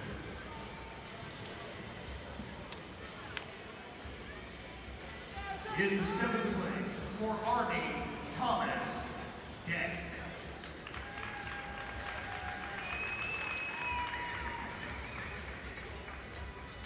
In 6th place from Appalachian State, Jeremiah Price. In 5th place from Gardner Webb, Zach Price. In 4th place from Chattanooga, Noah Castillo.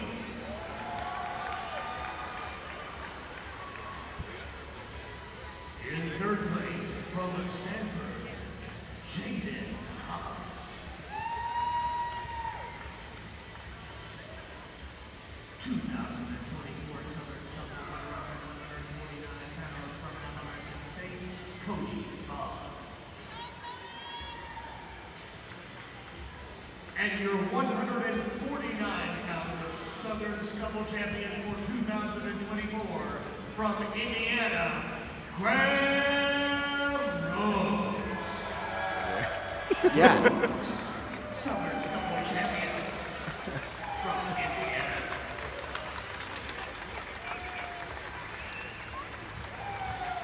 And he looks like he could be her dad. Hands up. Watch what's getting tossed your way. Headgears, t-shirts. All right, 165-pounders coming up next, and we have two absolute grinders, two tough-nosed wrestlers. Coming up next is Noah Mulvaney of Bucknell taking on Gunnar Filipowicz of Army. Yeah, I can't wait to see this match. I'm a little disappointed I haven't gotten to watch much of Gunnar because he's been on a different mat than me, but I've watched a lot of his matches going up through high school, and he trained in my room a little bit in the summer with one of my assistant coaches, Josh Montesinos. Just a phenomenal kid. Older brother, also I believe in Army, plays football, just a great kid as well. Shot Filipowicz, he's in on the left side, single, was locked for a second. Now, let's go of it. Now he's dropped that right hand down to the foot. Mulvaney defending with the whizzer. Filipowicz elevates. Filipowicz has decent position. He's got the foot hooked, and he's going to try to adjust, maybe take Mulvaney into danger, and close to danger for a second, but Mulvaney, a little bit of a chest wrap technique there, able to adjust himself back into a shin whizzer position. Noah Mulvaney very equipped in the scrambles, as is Filipowicz. And Mulvaney gives that second ankle momentarily and ends up giving up the takedown. Filipowicz collected that ankle, and there he gets it. It's 3-0 Filipowicz early in this match. Yeah, you don't usually see him collect the ankle by going underneath, but they usually try to come around the back. But Filipowicz went underneath to collect the ankle and put Mulvaney on his hip. It was like Mulvaney, it was like he thought he was baiting that ankle, but Mulvaney was just able to collect it. So 3-0 the lead, Filipowicz, and a couple of freshmen here.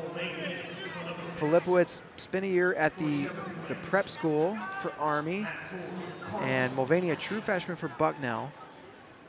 I think Gunnar spent the whole year in the weight room. He absolutely looks like it. He spent a lot of time at 174, but now down at 165, still looking like a 174-pounder.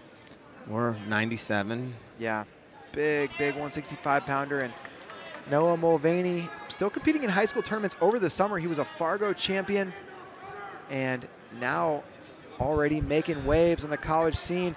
Filipowicz underhook moving forward. Hard snap there, and Mulvaney clears. Noah Mulvaney up to number 16 in the NCAA rankings. Due in part to a win over Josh Ogunsanya of Columbia earlier this season. Under a minute to go. Little fake there, Mulvaney. And good defense there, kind of Filipowicz lowering his level, putting that shoulder into Mulvaney's forehead. Filipowicz, part of that Georgia high school wrestling pipeline that just continues to get stronger. And Mulvaney wrestled in Wisconsin at Aspen Wrestling Academy. You'll see more and more of those guys having success as well. And here they are, Southern Scuffle finals. 20 to go. Shot Mulvaney, little re-attack Filipowicz, close to the edge. Mulvaney circles back in, and neither one of these guys wants to give up the step out. 10 seconds to go. There's no step out, but there kind of is. If you drive them out, you may get a stall call. Yeah, I'd hate to see a stall call right there in the last 10 seconds from both those guys. Action. Good action, both guys. Coin flip is going to go to Filipowicz, and he's going to defer. Mulvaney going to go underneath. He didn't have too much trouble on bottom after he gave up the takedown, 14 seconds underneath, but Filipowicz, he can make life tough on you on top. Oh yeah, he's long, kind of rangy. You don't generally see somebody as, big as he is and also long. Usually if they're that jacked, they're kind of shorter, but he's got the range advantage, and he's just big 165 pounder. Filipowicz drives out of bounds. 24 seconds now on the riding time clock. Mulvaney's going to get reset underneath. And this is important here for Filipowicz to, build up that riding time, give himself even more time to get out from underneath Mulvaney in the third if he chooses to go down. Mulvaney reaches back for the whizzer, which may just end up eating a ton of clock for Filipowicz because this kind of tends to be a stalemate position, and now Filipowicz back on top. Mulvaney fights hands, he's out. Riding time not a factor, it's at 45 seconds. Yeah, Filipowicz trying to come around front, get that front pressure. Mulvaney was able to break the grip and get the escape. Mulvaney taking a little bit of ground here on the edge. Both fighting hands. And Mulvaney has, this would not be his first match to come from behind in the tournament. I believe round of 16, he trailed and had to come back. And there's a stall warning against Filipowicz. I think that's the intention of the rule. Filipowicz did kind of concede. So first stall warning in the match, and Filipowicz gonna have to be wary of that. And now Mulvaney in on a single leg, and he's got it elevated. Can he trip to finish? 55 seconds left. Filipowicz has that range, and that helps him out. Mulvaney brings the position back to the mat, now comes back up to his feet. Can Mulvaney trip? The length of Filipowicz giving him a little bit of trouble. Filipowicz trying to tie up wrists as well. Now Mulvaney, will he pull him back to center? That's what he's gonna do. And Mulvaney drops down, gets that second ankle, but Filipowicz still fighting, and now close to it. Mulvaney's gonna get the takedown. It's 5-3, 30 seconds to go. Yeah, that's late in the period. And got to get that escape. Can't get a takedown and a ride out.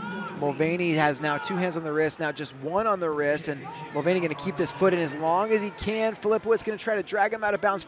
Mulvaney, good tactics trying to keep that right foot in bounds, but Filipowicz into a quad pod. That's a wrestling position that took Mulvaney out of bounds. So 13 to go, and Filipowicz going to want to have an explosive start on bottom. Let's see if he throws his shoulders back or if he tries the quad pod. It's the quad pod. Really knee slide. He's going to roll instead. And Mulvaney just in that claw position. Claw in a spiral. He's going to ride out the period. 5-3 heading into the third. Filipowicz going to go underneath. And what's going to be his strategy? He rolled at the end of the second, maybe thinking about a reversal rather than an escape. We'll see what he does here in the third. Yeah, he might, 14 seconds of riding time for Filipowicz. He may try to go for that reversal again, but he doesn't want to let Mulvaney get too, tight. Mentioned all match. Both these guys just super tough, and that includes the top position. So, yeah, you don't want him to get super tight, and he's out. 5-4. Both guys with a takedown. Filipowicz going to trust himself on his feet. Minute 40 left, and riding time still ticking up. That should not be the case. They're going to need to correct that, and the next time there's a stoppage, they will. 90 seconds left in the match. The side official all over that, and there's a shot. Filipowicz now comes up to the body. Riding time now at 0. I think it might, I don't know if it was quite 0. I think it might be 1 or 2 seconds. There's Mulvaney in on the single. Oh, big lift. Takes Filipowicz to his back. He's got him in trouble. Can Mulvaney settle in here? And were there a couple of looks like he got 2 swipes. Yeah, I think that's right. Yep, he's holding 2. And Mulvaney still has that elbow. They want him to let go of it to get the swipes, and there it is. Mulvaney really savvy. Gets to the leg. Big lift and finish. And the 2 near fall. And that's the thing about these new rules. You can take a match that feels razor thin, and all of a sudden, boom, yeah, 6-point lead. 6-point lead. And, it's an escape, takedown. Going to put it, everything within reach again. So, yeah, it's kind of almost a little bit like some of those freestyle matches. You get a big lead, get a takedown and a leg lace, and now we're lead the other way. So yeah, I'm liking it, and is that the cause of the constant action? I don't know, but I'm liking it. Yeah, it has been a lot of fun, and we were talking earlier too about, there's this, Granby there for Filipowicz. So down by 5, if he can get feet to back, he'll be right back in this thing. 4 seconds left. Mulvaney going to stay solid, and minute of riding time, another point. 11-5 win. Noah Mulvaney of Bucknell. He's your champion. The Bison with a couple of champs here at the Southern Scuffle. Yeah, and they still got 1 more to go. Good wrestling here for Bucknell. Great finish on that last takedown from Mulvaney. We see all this constant scrambling. Hey, somebody's picking you up off the mat and you can't post. You ain't going to be able to scramble. This is an 18-year-old kid getting this done, and there's that finish of the first takedown from Mulvaney. Really critical, and big lift puts Filipowicz on his back. And that's partly because Filipowicz was trying to go overhook, thinking about putting Mulvaney to his back, and there's the hand raise. Gunnar Filipowicz, good showing. Mulvaney gets the win. We'll be right back with 174.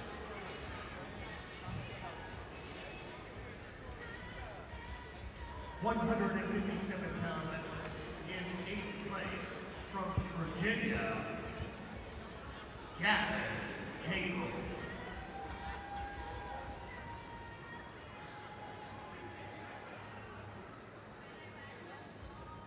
Gavin Cagle, Virginia, 8th place winner.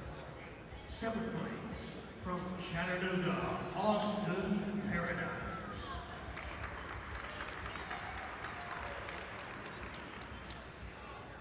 In 6th place from Oklahoma, John Wiley.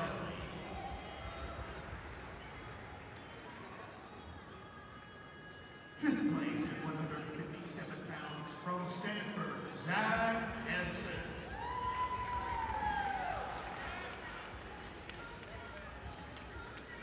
4th place from Army, Nate Lukens.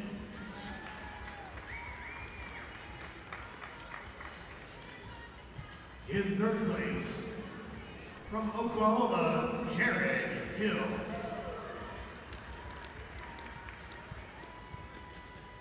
157-pound Southern Scuffle runner-up from Stanford, Daniel Cardenas.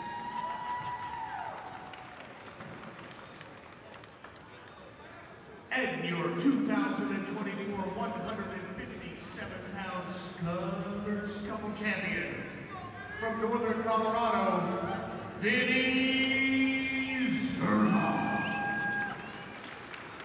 Zerma, 157-pound 2024 Southern Scuffle champion. Congratulations.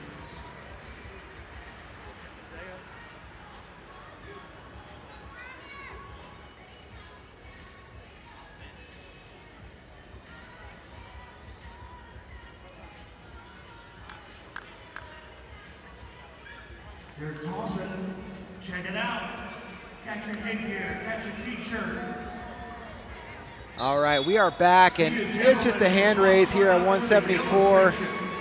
Ben Pazook of Army getting the win. DJ Washington of Indiana had a really solid tournament, but finishing his semi, he looked like he was not ready to compete in the finals. But we got a 3rd place match coming up. We got Tate Piccolo on the mat. He's taking on Gavin Sachs of North Dakota State. Piccolo of Oklahoma.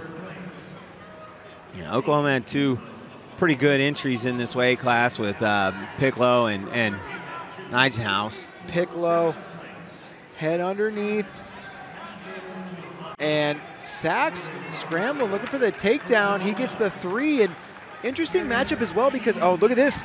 Sachs looking for near fall. Piccolo trying to put Sachs in trouble. And Piccolo may think about a reversal, and out of bounds, 1 loss of control.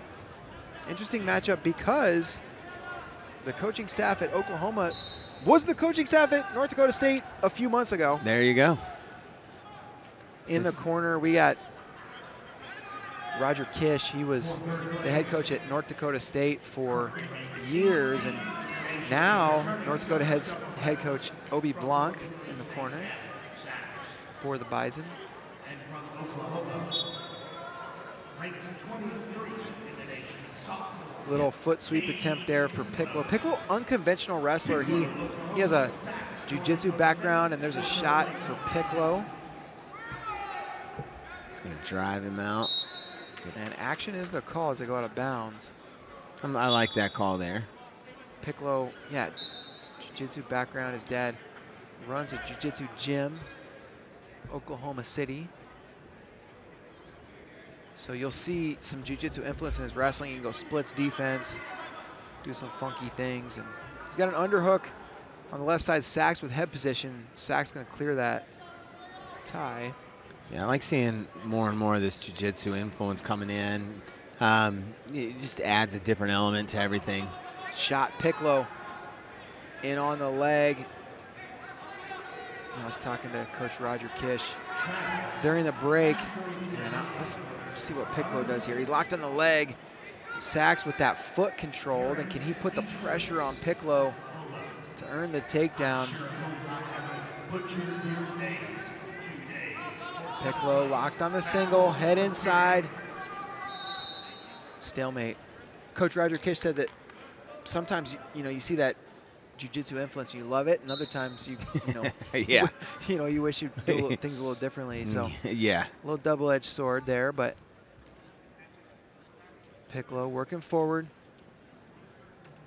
Yeah, you'd think that translation would be a little bit difficult just from the standpoint of jiu-jitsu being comfortable on your back and all that stuff, and wrestling the exact opposite. But Jiu-jitsu, though, I mean, you're trained to put somebody in danger from positions they don't expect to be in danger. So yeah, it's got some serious benefits and some things that you maybe want to clean up on the NCAA wrestling mat. But Piccolo has been making it work. He's had a solid NCAA career thus far. Trailing in this match, though. Going to the second period, he trails 3-1, and he's going to go underneath. I think a lot of it is that translation about just body control, putting yourself in those positions, knowing where you are. Yeah, I had absolutely. a coach a long time ago who told me that, the best training for wrestling for these young kids is before they're, on a mat is break dancing and wakeboarding. Yeah. You learn that hip control, that body control, and knowing where you're at. There you go, and Sachs gets the leg in. Looked like Piccolo was expecting another false start there. Didn't get it. Yeah, he kind of looked up at the official. And Sachs pulling the wrist in. Riding time ticking north of 35 seconds now for Sachs. And with the leg in, it's probably not going to stop ticking anytime soon. And you see the official signaling, if you lock around that head and arm from the top position, they're going to start counting.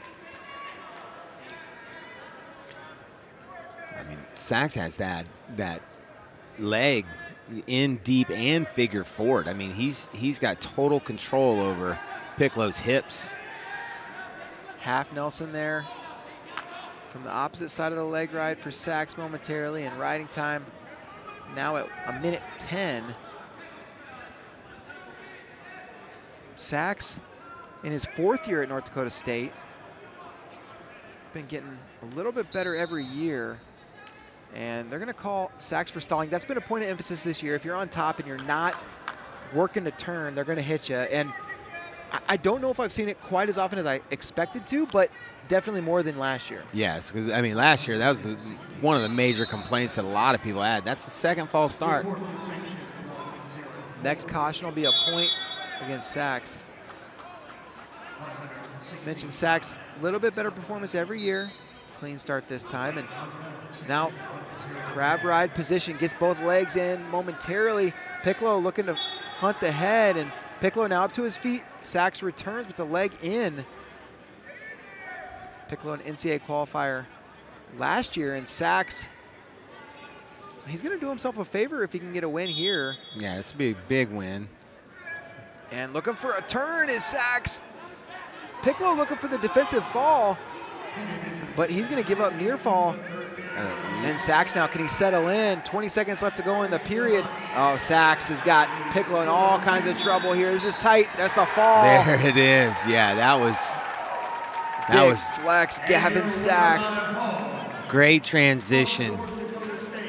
Watch the transition into that headlock on this after coming through in the half when we show this replay.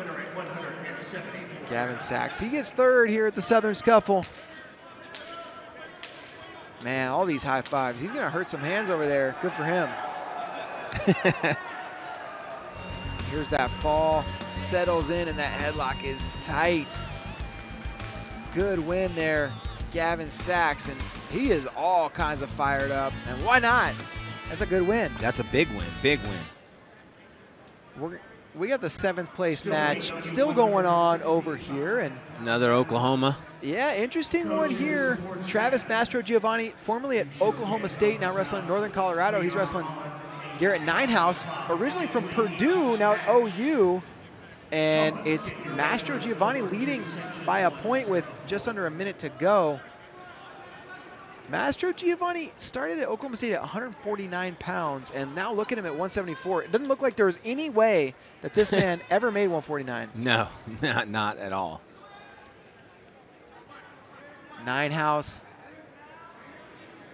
was absolute phenom in high school at Cannon McMillan High School in Pennsylvania. Master Giovanni was as well. He wrestled at Who's Number 1, Blair Academy back in the day. Shot, 9 house, 18 seconds to go, and he's gonna have to go up to a seatbelt position. Master Giovanni circling, putting pressure down. Stalemate, 7 seconds to go. 7 seconds. Don't know if there's been any stall warnings or anything. Yeah, I'm not sure as well, but time's gonna tick off the clock, and Master Giovanni gonna get a win over an NCAA qualifier. Good for him. And 174, what a weight. We're gonna head to a break, and we'll be back with 184.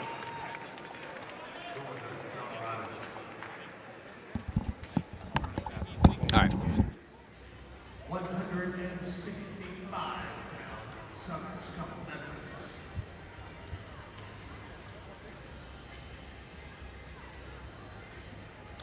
In 8th place from Appalachian State, Drake Ackman.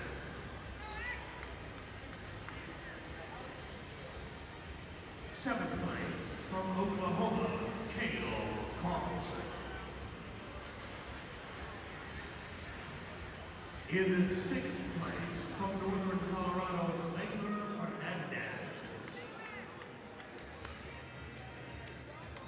In 5th place from Stanford, Hunter Garvin.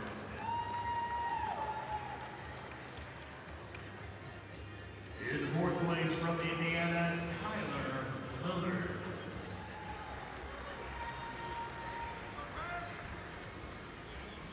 In 3rd place from Little Rock, Joey Bianchi.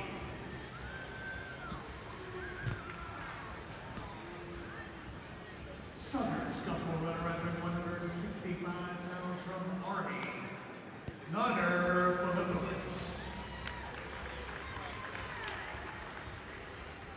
And your 2024 165-pound Southern Scuffle champion from Bucknell, Noah Mulvaney. Mulvaney, Southern Scuffle champion from Bucknell at 165 pounds. Congratulations.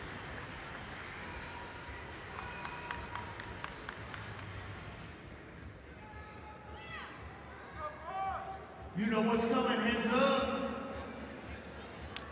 Headgears, t-shirts, they're still tossing them away. Whoa. Check them out. Quan Anderson in the red. He's taking on Cameron Pine in the white. Anderson of Gardner-Webb taking on Pine of Clarion. And Jaquan Anderson, 2-time NCAA qualifier, trying to make it back this year to Kansas City. Pine had a beautiful foot sweep in the semifinals for his first takedown. Pine in his 6th year for Clarion, and I didn't get a chance to watch that match. I was on the other semifinal match, but he was fired up. He was getting the crowd pumped up afterwards. Yeah, he just kept firing off takedowns. I mean, he did. Ragazzi he kept trying. He was doing all sorts of, diving at ankles and leg passes, and Pine was just staying solid, keeping in good position, elevating, and scoring takedown after takedown.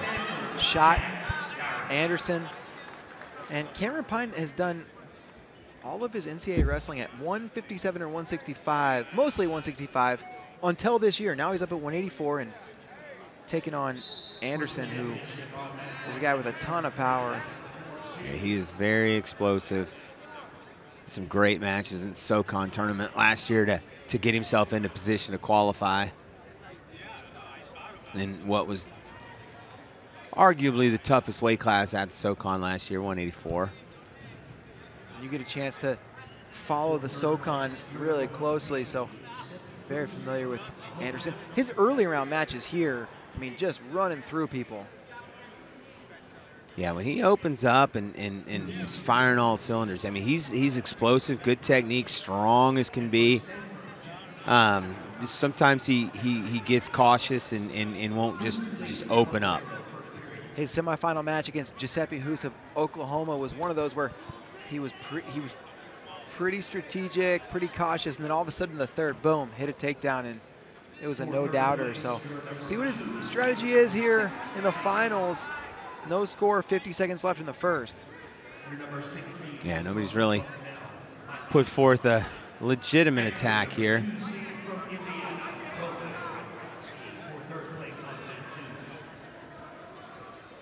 Both staying pretty much in the middle. Ooh, little shot Pine, and Anderson just said no. You kind of wonder what would happen if Anderson would have tried to follow up that stiff arm. You know, I feel like whenever I see that happen, the guy that follows it up ends up putting himself in danger because he's got so much momentum coming forward, and it just rolls through. I saw it in one of the semifinal matches this morning. Yeah, maybe a strategic decision there, and there's a shot. Anderson, just as time expires.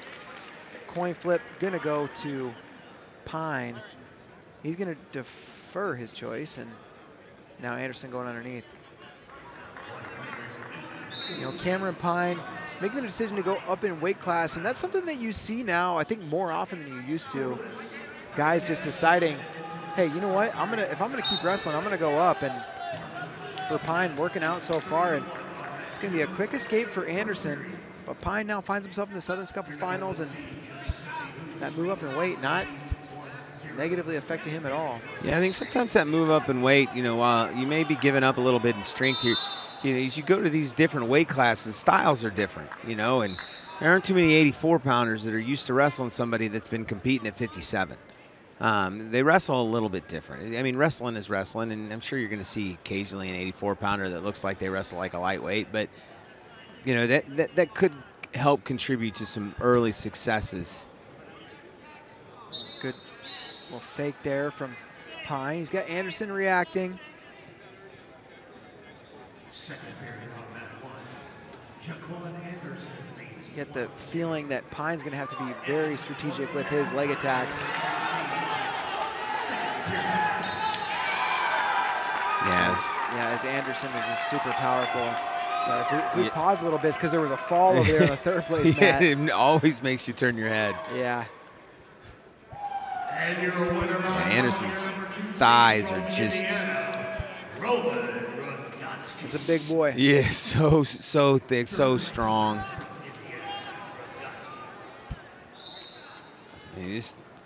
Pine's trying to hit a little pass by there. You know, a lot of times you see guys counter that by just kind of walking through it. Anderson just doesn't move. Yeah. Shot there. Pine now double under attempt there. 20 seconds left there to shot Anderson, and backs out of it. Doesn't want to get it caught underneath of Pine. 15 seconds to go. Second period. Anderson clears, circles. Cameron Pine's a guy that has made some serious gains. There's a shot. Just gritty. Pine in the semis, he was successful in those underhook positions. He wasn't wrestling somebody quite as strong as Anderson, but he did have some success. I believe his win in the semis was over Rogotsky of Indiana. Yeah. And he's out. It's 1-1. Here we go. Jaquan Anderson, a pillar in the lineup for Coach Elliott Gardner-Webb. Proven you can do it. You can qualify for NCAAs and wrestle with the best. Gardner-Webb. 90 seconds to go.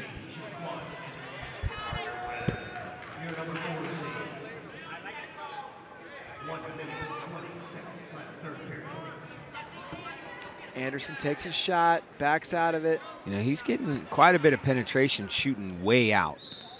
Interested to see what happens, what he does if you know, he takes one of those same shots, but, you know, 2-3 feet closer. Anderson's been taking a few of those where he darts in, doesn't get where he wants, and backs right out. I wonder if he just doesn't want to get stuck in a scramble and waiting for an opportunity to finish clean. But this is D1 wrestling. You don't always have an opportunity to finish clean. No. Finishing clean is I won't say a unicorn, but it's not a thing to do. It's not the norm. 40 seconds left.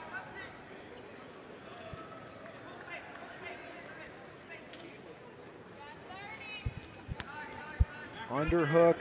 Jaquan Anderson with a wrist as well. For Anderson to try one of those late shots. Anderson in on the single leg on the right side. 19 seconds. He got plenty of time to work. Elevates. Not trying to finish on the mat. Trying to finish here up from his feet. Anderson looking to trip. And he's going to get it. Yeah, he is. Jaquan Anderson with a takedown. 7 seconds to go. Coach Elliott over in the corner. Elliott fired up. It's 4-1, 3 seconds left. I have a feeling we're going to get another look at this once this match is over. Now, it's not over. Pine could do something crazy, but he could. Anderson could do a false start. Caution. Pine knew it. He just gave the official a pat on the back. Hey, you know what? We're all on the same page here. 3 seconds to go. And Anderson's going to let him go. 4-2. Jaquan Anderson. Your champion, Gardner Webb, the running Bulldogs with a champ here at the Southern Scuffle. Look and see when the last time Gardner Webb won a Southern Scuffle title. Happy for Jaquan. You know, I said we got to watch him wrestle. He was in high school in Georgia. Stepped on the scale at a qualifying tournament. It's like, hey, this is a high school tournament, man. He's like, yeah, I know, I'm a junior. Yeah, he's an absolute unit. And here is that final takedown. In on that single. Anderson looking to trip to the outside. Collects the leg. Right over there by Sam Janicki. Look at this guy. He's got 2 cameras in his hands. One on the side, and boom, Jaquan Anderson firing arrows. He takes the win, and Gardner Webb, Coach Elliott, they got a title. We're going to head to break. We got 197-pounders coming up next.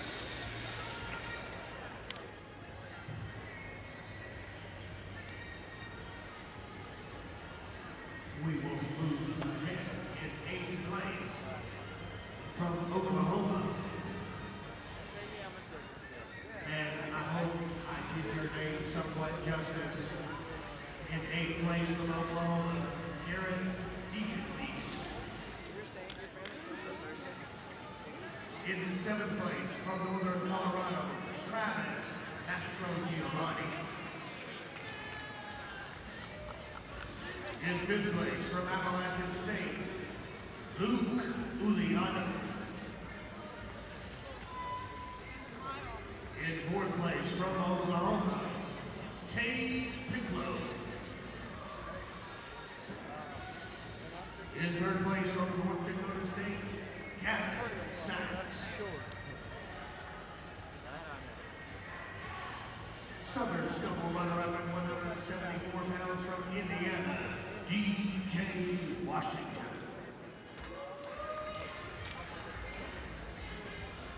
And your Southern Scuffle champion at 174 pounds, from Army, Ben Pazook.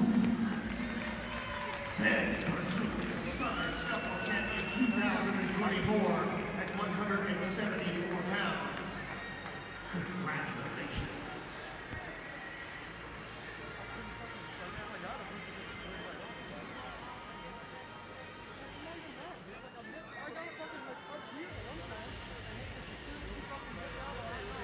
£197 Southern Scuffle Championship and medalist.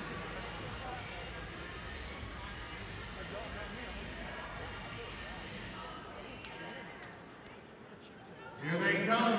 Heads up. And here's the t-shirts. Bedlam. Bedlam. Bedlam here at 197 pounds in the red, maroon and red ankle band. Stephen Buchanan of Oklahoma. He's taking on, in the green ankle bands and the orange of Oklahoma State, Kyle Haas. Traditional championship orange for the Cowboys. Kyle Haas, a backup for Oklahoma State, but a highly touted recruit. He wrestled in Who's Number One, and he has been wrestling well this weekend. Yeah, I mean, he's a Scuffle placer. You know, he placed I don't remember if it was last year or the year before, but he has a placement in this building. Now, it wasn't in the championship, but he is a placer. And then you've got Buchanan, the highest ranked guy coming in. Well, him and Nico. There's a shot. Buchanan in on the single, and he's going to get the finish. He goes up 3-0 early in this match. And Stephen Buchanan, you know, he had an interesting semifinal. He was a little slow to get started, and then towards the end of the match, Coach Kish kind of told him, hey, you got to lock in, and all of a sudden, boom, last 30 seconds, 2 takedowns for Buchanan, and he's got one quick. He's locked in already. Stephen Buchanan ranked 3rd in the country. Yeah, very, very smooth takedown there. Not a lot of rolling around. Just you know, staying tight to the ankle. I think smooth is a great way to describe Stephen Buchanan. He's just super fun to watch. He doesn't. I mean, he can explode through people, but often it's that smooth finish, that finish that makes it look easier than it should be at the Division I level. It's like kind of rocks you to sleep. Kyle Haas looking for a switch, and now locked on a single leg. Riding time still ticking up for Buchanan, and this will be loss of control at a minimum if they go out of bounds. Buchanan fighting that wrist, and now up to the feet. There's the escape call. Still was able to pile up 56 seconds of riding time, though. Yeah, absolutely. Kyle Haas, a big 197-pounder. I believe he actually made 184 at a certain point in his career, which is hard to believe.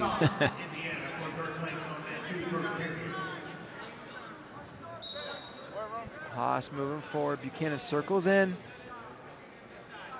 Buchanan transferred to Oklahoma between semesters last year, but redshirted. This is his first year in the lineup for the Sooners. He was a 2-time All-American for Wyoming.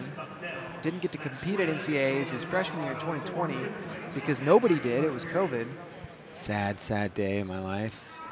Yeah, it was a crazy, crazy time, and level change there, Buchanan.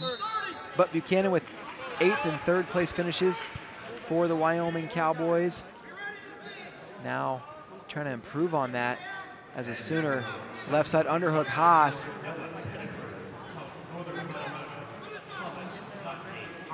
Down to 15 seconds. Oh. Back to the single. Buchanan locks on it. Quick finish. We said it before. Hey, Smooth. Too easy. I mean, he took the shot with 15 seconds. Got the takedown with 9. Too easy. 104 riding time as well. So a 5-point lead plus riding time advantage heading into the second period. And Haas going to go underneath. Kyle Haas did his prep wrestling in Kansas before making the move to Stillwater. Stephen Buchanan, high school wrestler in Wisconsin. Caution, Buchanan, he jumped the gun on top and gives the nod to the official. He knows he did. Yeah, I know. Sometimes you do it on purpose, hoping you get away with it. Might do it again here. You know, see if he's going to try to ride or look for another takedown. Buchanan drops that ankle. Riding time going to keep ticking forward, and Haas trying to advance up here. Buchanan has that wrist. Haas reaching back to that whizzer, and we talked about it earlier in these finals. That whizzer a lot of times just ends up wasting time. Yeah, stalemate, waste time, and now Buchanan getting tough on top. Yeah, it's a tight 2-on-1. You can't see if he's got the wrist underneath the belly or not, but if Haas brings those hips up, you're going to see a tilt. Started seeing refs call this stalling on bottom by picking up your ankles and trying to block the guy from getting out to the side. There's the tilt. Yeah, it doesn't matter. Buchanan going to get it anyway. He's getting swipes, and just 2 count.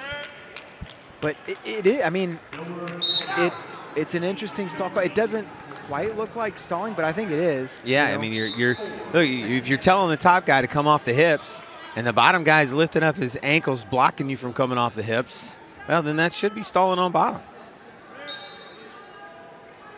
Buchanan getting set on top, and that time it's going to be Oh, it's Buchanan again who jumped the gun. I thought it might have been Haas who. I think Haas thought it was on him too because he went like tapped his chest like my bad. And he looked over at Chris Perry. He's like, hey, did I? Nope. Oh, okay. Oh, yeah. So second caution on Buchanan. This one's a clean start. Buchanan's riding time is somehow over 2 minutes. It doesn't feel like it's been that long. No, not at all. I guess it's because they were in such a long scramble with Haas giving up riding time while he had a single off the mat. Yep. And Buchanan pressuring forward. He's got that ankle ride, putting the head in the armpit. And Buchanan doing a good job of looking busy on top, and now all of a sudden with the wrist, looking for another tilt. Wow. That's tight. He's going to get a full book there.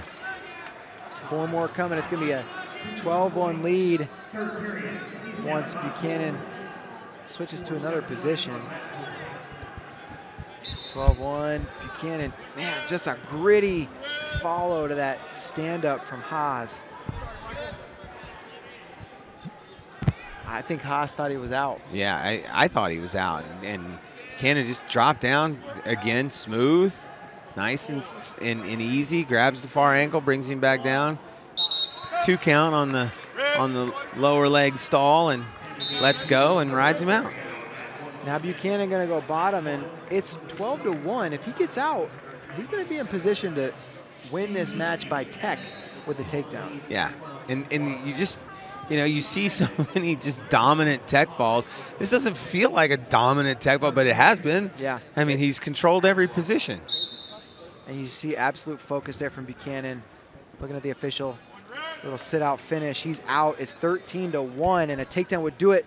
Buchanan looks for that high crotch. Haas defends. Head, hands, defense. Just a good sprawl there. Yeah, great sprawl, getting that back leg away. Shot Buchanan. He's locked on the leg. Now let's go to the lock. Now back to the lock. Elevates and collects. Haas maybe conceded a little bit there, but that's the end of the match. It's 16-1. Stephen Buchanan makes a statement in a match that's, it's a bedlam match. Yep.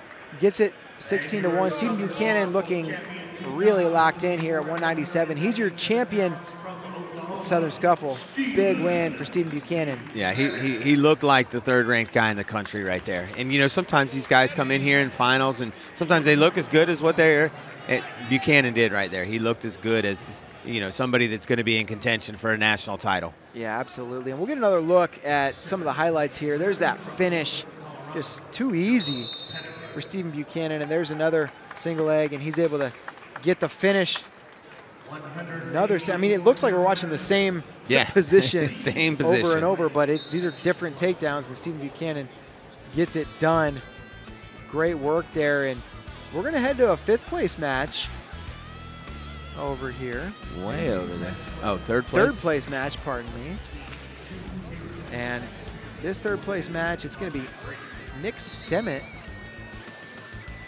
He's got short time left in his match, and he's going to earn a major decision.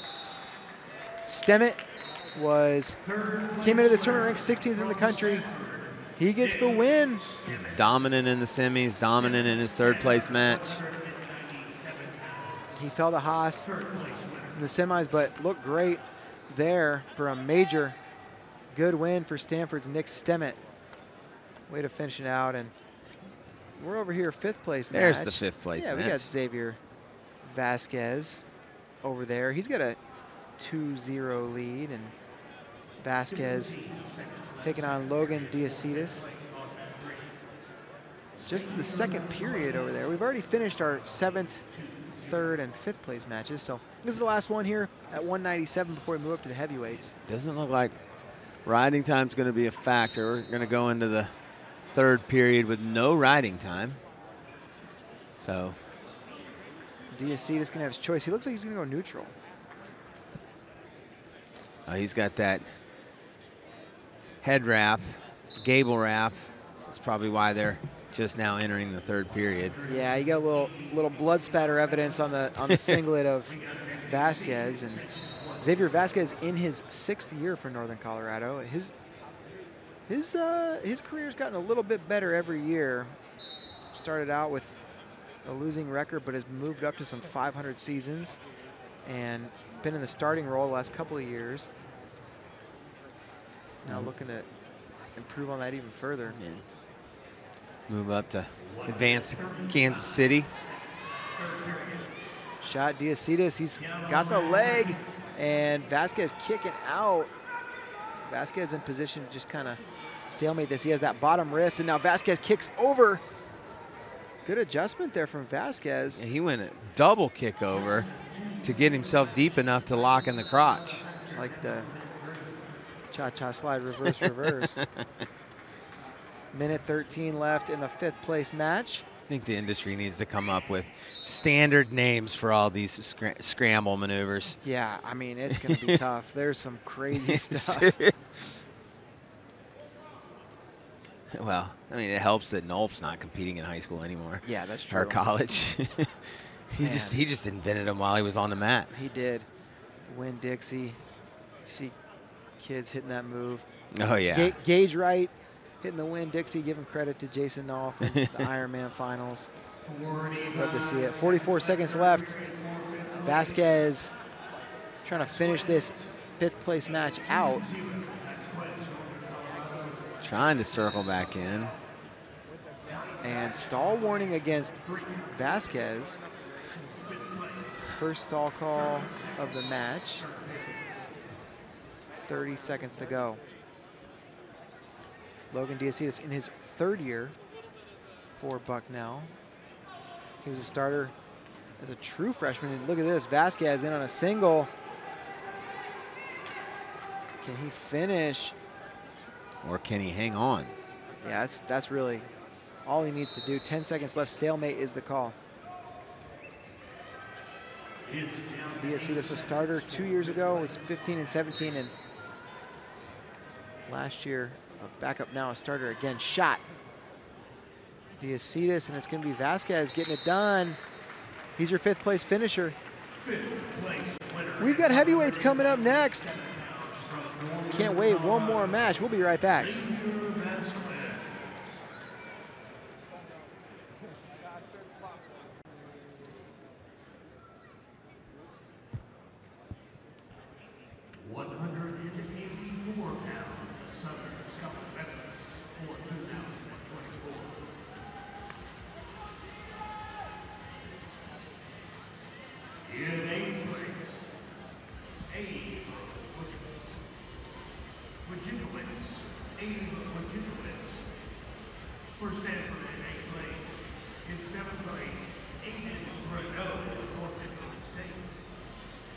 In 6th place from Stanford, Jack Dara. 5th place from Oklahoma, Giuseppe Hoos. In 4th place from Bucknell, Mikey Bartush. 4th place. In 3rd place from Indiana, Roman Rogotsky. 184-pound Southern Scuffle runner-up from Clarion, Cameron High. And your 184-pound Southern Scuffle champion for 2024 from Gardner Webb, Jaquan Anderson. Anderson, your 184-pound Southern Scuffle champion from Gardner Webb. Congratulations.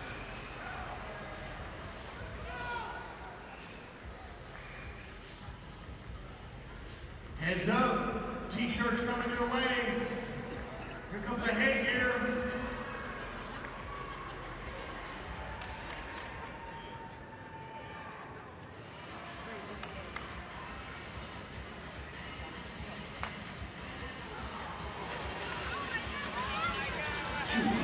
All right, we are back, and we've got the heavyweights. Hard to believe, it's gone fast. It has gone fast. Usually you're thinking about 3 hours for finals and awards presentations. We're just over 2 hours. Heavyweights on the mat in the maroon of Oklahoma is Josh Heinzelman, red ankle band. He's taking on Dorian Crosby of Bucknell in the green ankle bands. And these two met once. It was 3 seasons ago, and Heinzelman won by fall. So Dorian Crosby has had a lot more success since then, and I'm sure he wants to improve on that result. Heinzelman trying to pull Crosby down into short offense, but Crosby clears the position. Dorian Crosby, very large heavyweight. Yeah, he says that height is definitely can be used to his advantage. Uh-oh. Oh, wow, they got a fall over there on the 3rd place mat. That Big didn't take fall, long. did not take long at all. Minute gone by in this match, no score.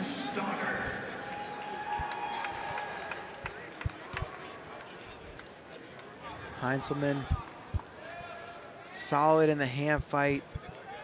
He's a kind of a traditional heavyweight, and there's a shot. Crosby in good position. Heinzelman holding on to that leg, but Crosby, can he step over it? Heinzelman hooking his own leg to try to avoid Crosby stepping over it, and now Crosby trying to fight the grip of Heinzelman. Heinzelman in better position now, bringing those knees up underneath him. Heinzelman's trying to build here, doing a great job coming from his belly to this position. You don't see that very often. You definitely don't see it at heavyweight. Yeah, he got that head to the inside. It looked like he was almost going to be able to work for like a head wheel finish, but couldn't get the head clear. No score, minute 10 left to go in this first period. Crosby ranked 28th in the country. Heinzelman, number 17.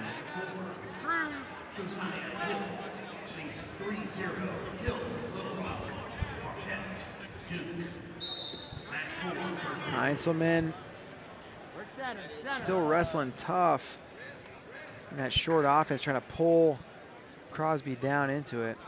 Thank you, coaches. I got to watch Crosby win a PIAA title, a state championship in Pennsylvania years back. Yeah. Now here he is. Southern Scuffle finals. Underhook, Heinzelman. See if he fires off another one of those shots. I mean, he had a great shot, got in deep, got Heinzelman off balance, sat him down, is in good position, just couldn't finish. Heinzelman snaps, look for the back of that leg of Crosby. Yeah, before that shot, I was starting to say, Heinzelman, he's really good at traditional heavyweight positions, and some people say that and they mean it as like an insult, like, oh, right, he's a heavyweight. yeah. No, he's good in the hand fight. He's good at snapping guys down in a short offense. He's able to win a lot of matches by pummeling to the edge of the mat and getting those stall calls on the edge. So Heinzelman really successful in some of those traditional heavyweight positions, and then when he gets to a leg, he often gets to it still on his feet. He doesn't get stuck underneath. Yeah, the snatch singles. And Heinzelman up to his feet. He's out. the key is he had that wrist. 1-0 lead now for Heinzelman. Every point so critical at heavyweight. Yeah, traditionally lower scoring matches. You're not seeing the dive rolls and leg passes and all that stuff. Just positioning and hand fighting and snapping. Here's Heinzelman taking some ground on the edge. Crosby clears that position.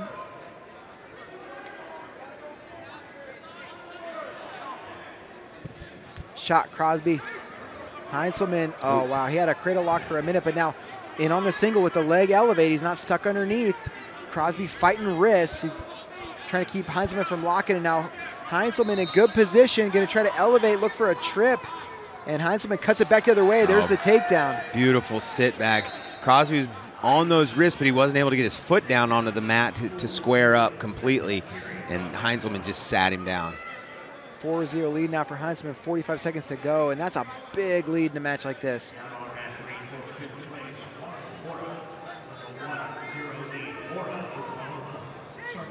Crosby's out. He will have choice going into the third. Oh. Nice low-level attack there for Crosby. He's trying to scramble out of this for a takedown. 25 seconds, plenty of time to work. He's forcing that foot down. If he can step over, he may get a takedown. Heinzelman locked through the crotch, trying to defend. Can Crosby put him in some danger? 14 seconds left. Heinzelman really savvy. He's going to scramble to a stalemate at a minimum, and that's it. 5 seconds left. Yeah, did a great job getting off of his hip, rotating up on top, and then being able to come across and get the other ankle so that he could get that stalemate. Heinzelman loses the ankle band. Those things often have no chance at heavyweight. How have they not been redesigned? I mean, how long have we been watching heavyweights not be able to put ankle bands on? Yeah. 25 years, 30? Yeah. Can we not make them just a little bit bigger? I mean, yeah, I don't know. It seems like it would be a pretty simple engineering solution, but here we are. 4-1, Crosby underneath, riding time at 12 and ticking up for Heinzelman. Crosby quad pod. Gonna fight hands, and Heinzelman gonna cut him loose. Heinzelman knows stall calls, not your friend in a match like this, so he's gonna cut him loose. It's 4-2. He's gonna make Crosby take a lead. Right, takedown, there's a shot. Crosby, Heinzelman gets a stall call, but Heinzelman also a little butt drag looking for a takedown, and he's close to it. He's all the way behind, needs to return Crosby, and does return him. Crosby tried to roll, Heinzelman followed. You know, that goes right back to what you were saying at the beginning of this match, that traditional heavyweight position. He got the lead. He basically stayed in good position, forced a bad shot from Crosby, spun behind, and now he's up 2 takedowns.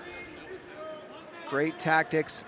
There's the escape for Crosby, but Heinzelman, wow, nice little shot on the edge, and I think Heinzelman thought that was going to go all the way out of bounds, and now he's stuck underneath the Crosby, which is not where he wants to be, but edge of the mat. Sure. All he needs to do is extend his foot to the concrete, and he'll be out. So. Yeah, and if he gets in trouble, extend his foot in the concrete or stay there and let time tick off.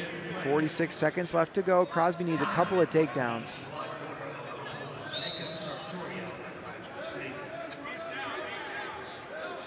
I feel like Crosby's he's getting to that leg, he's getting to the ankle, he just needs to be quicker coming out from underneath. Yeah, absolutely. Fake Crosby.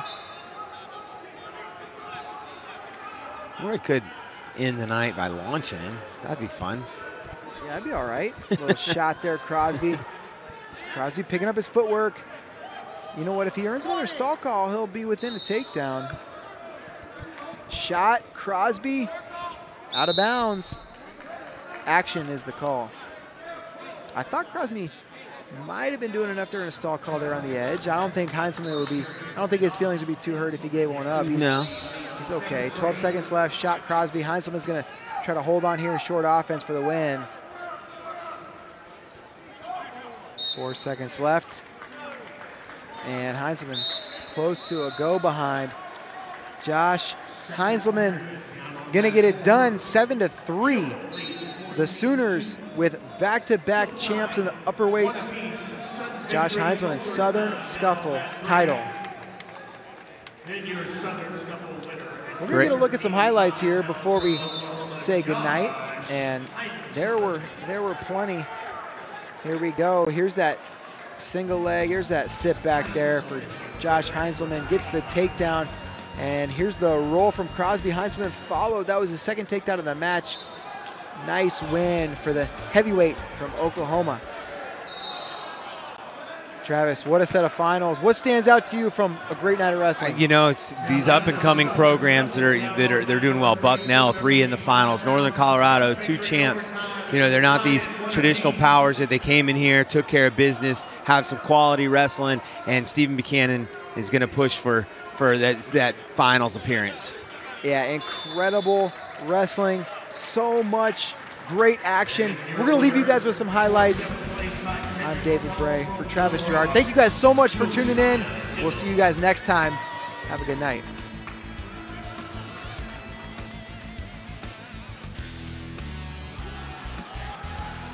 Just under 1 minute. Still tied at 1 apiece. Down on mat 3 for 5th place.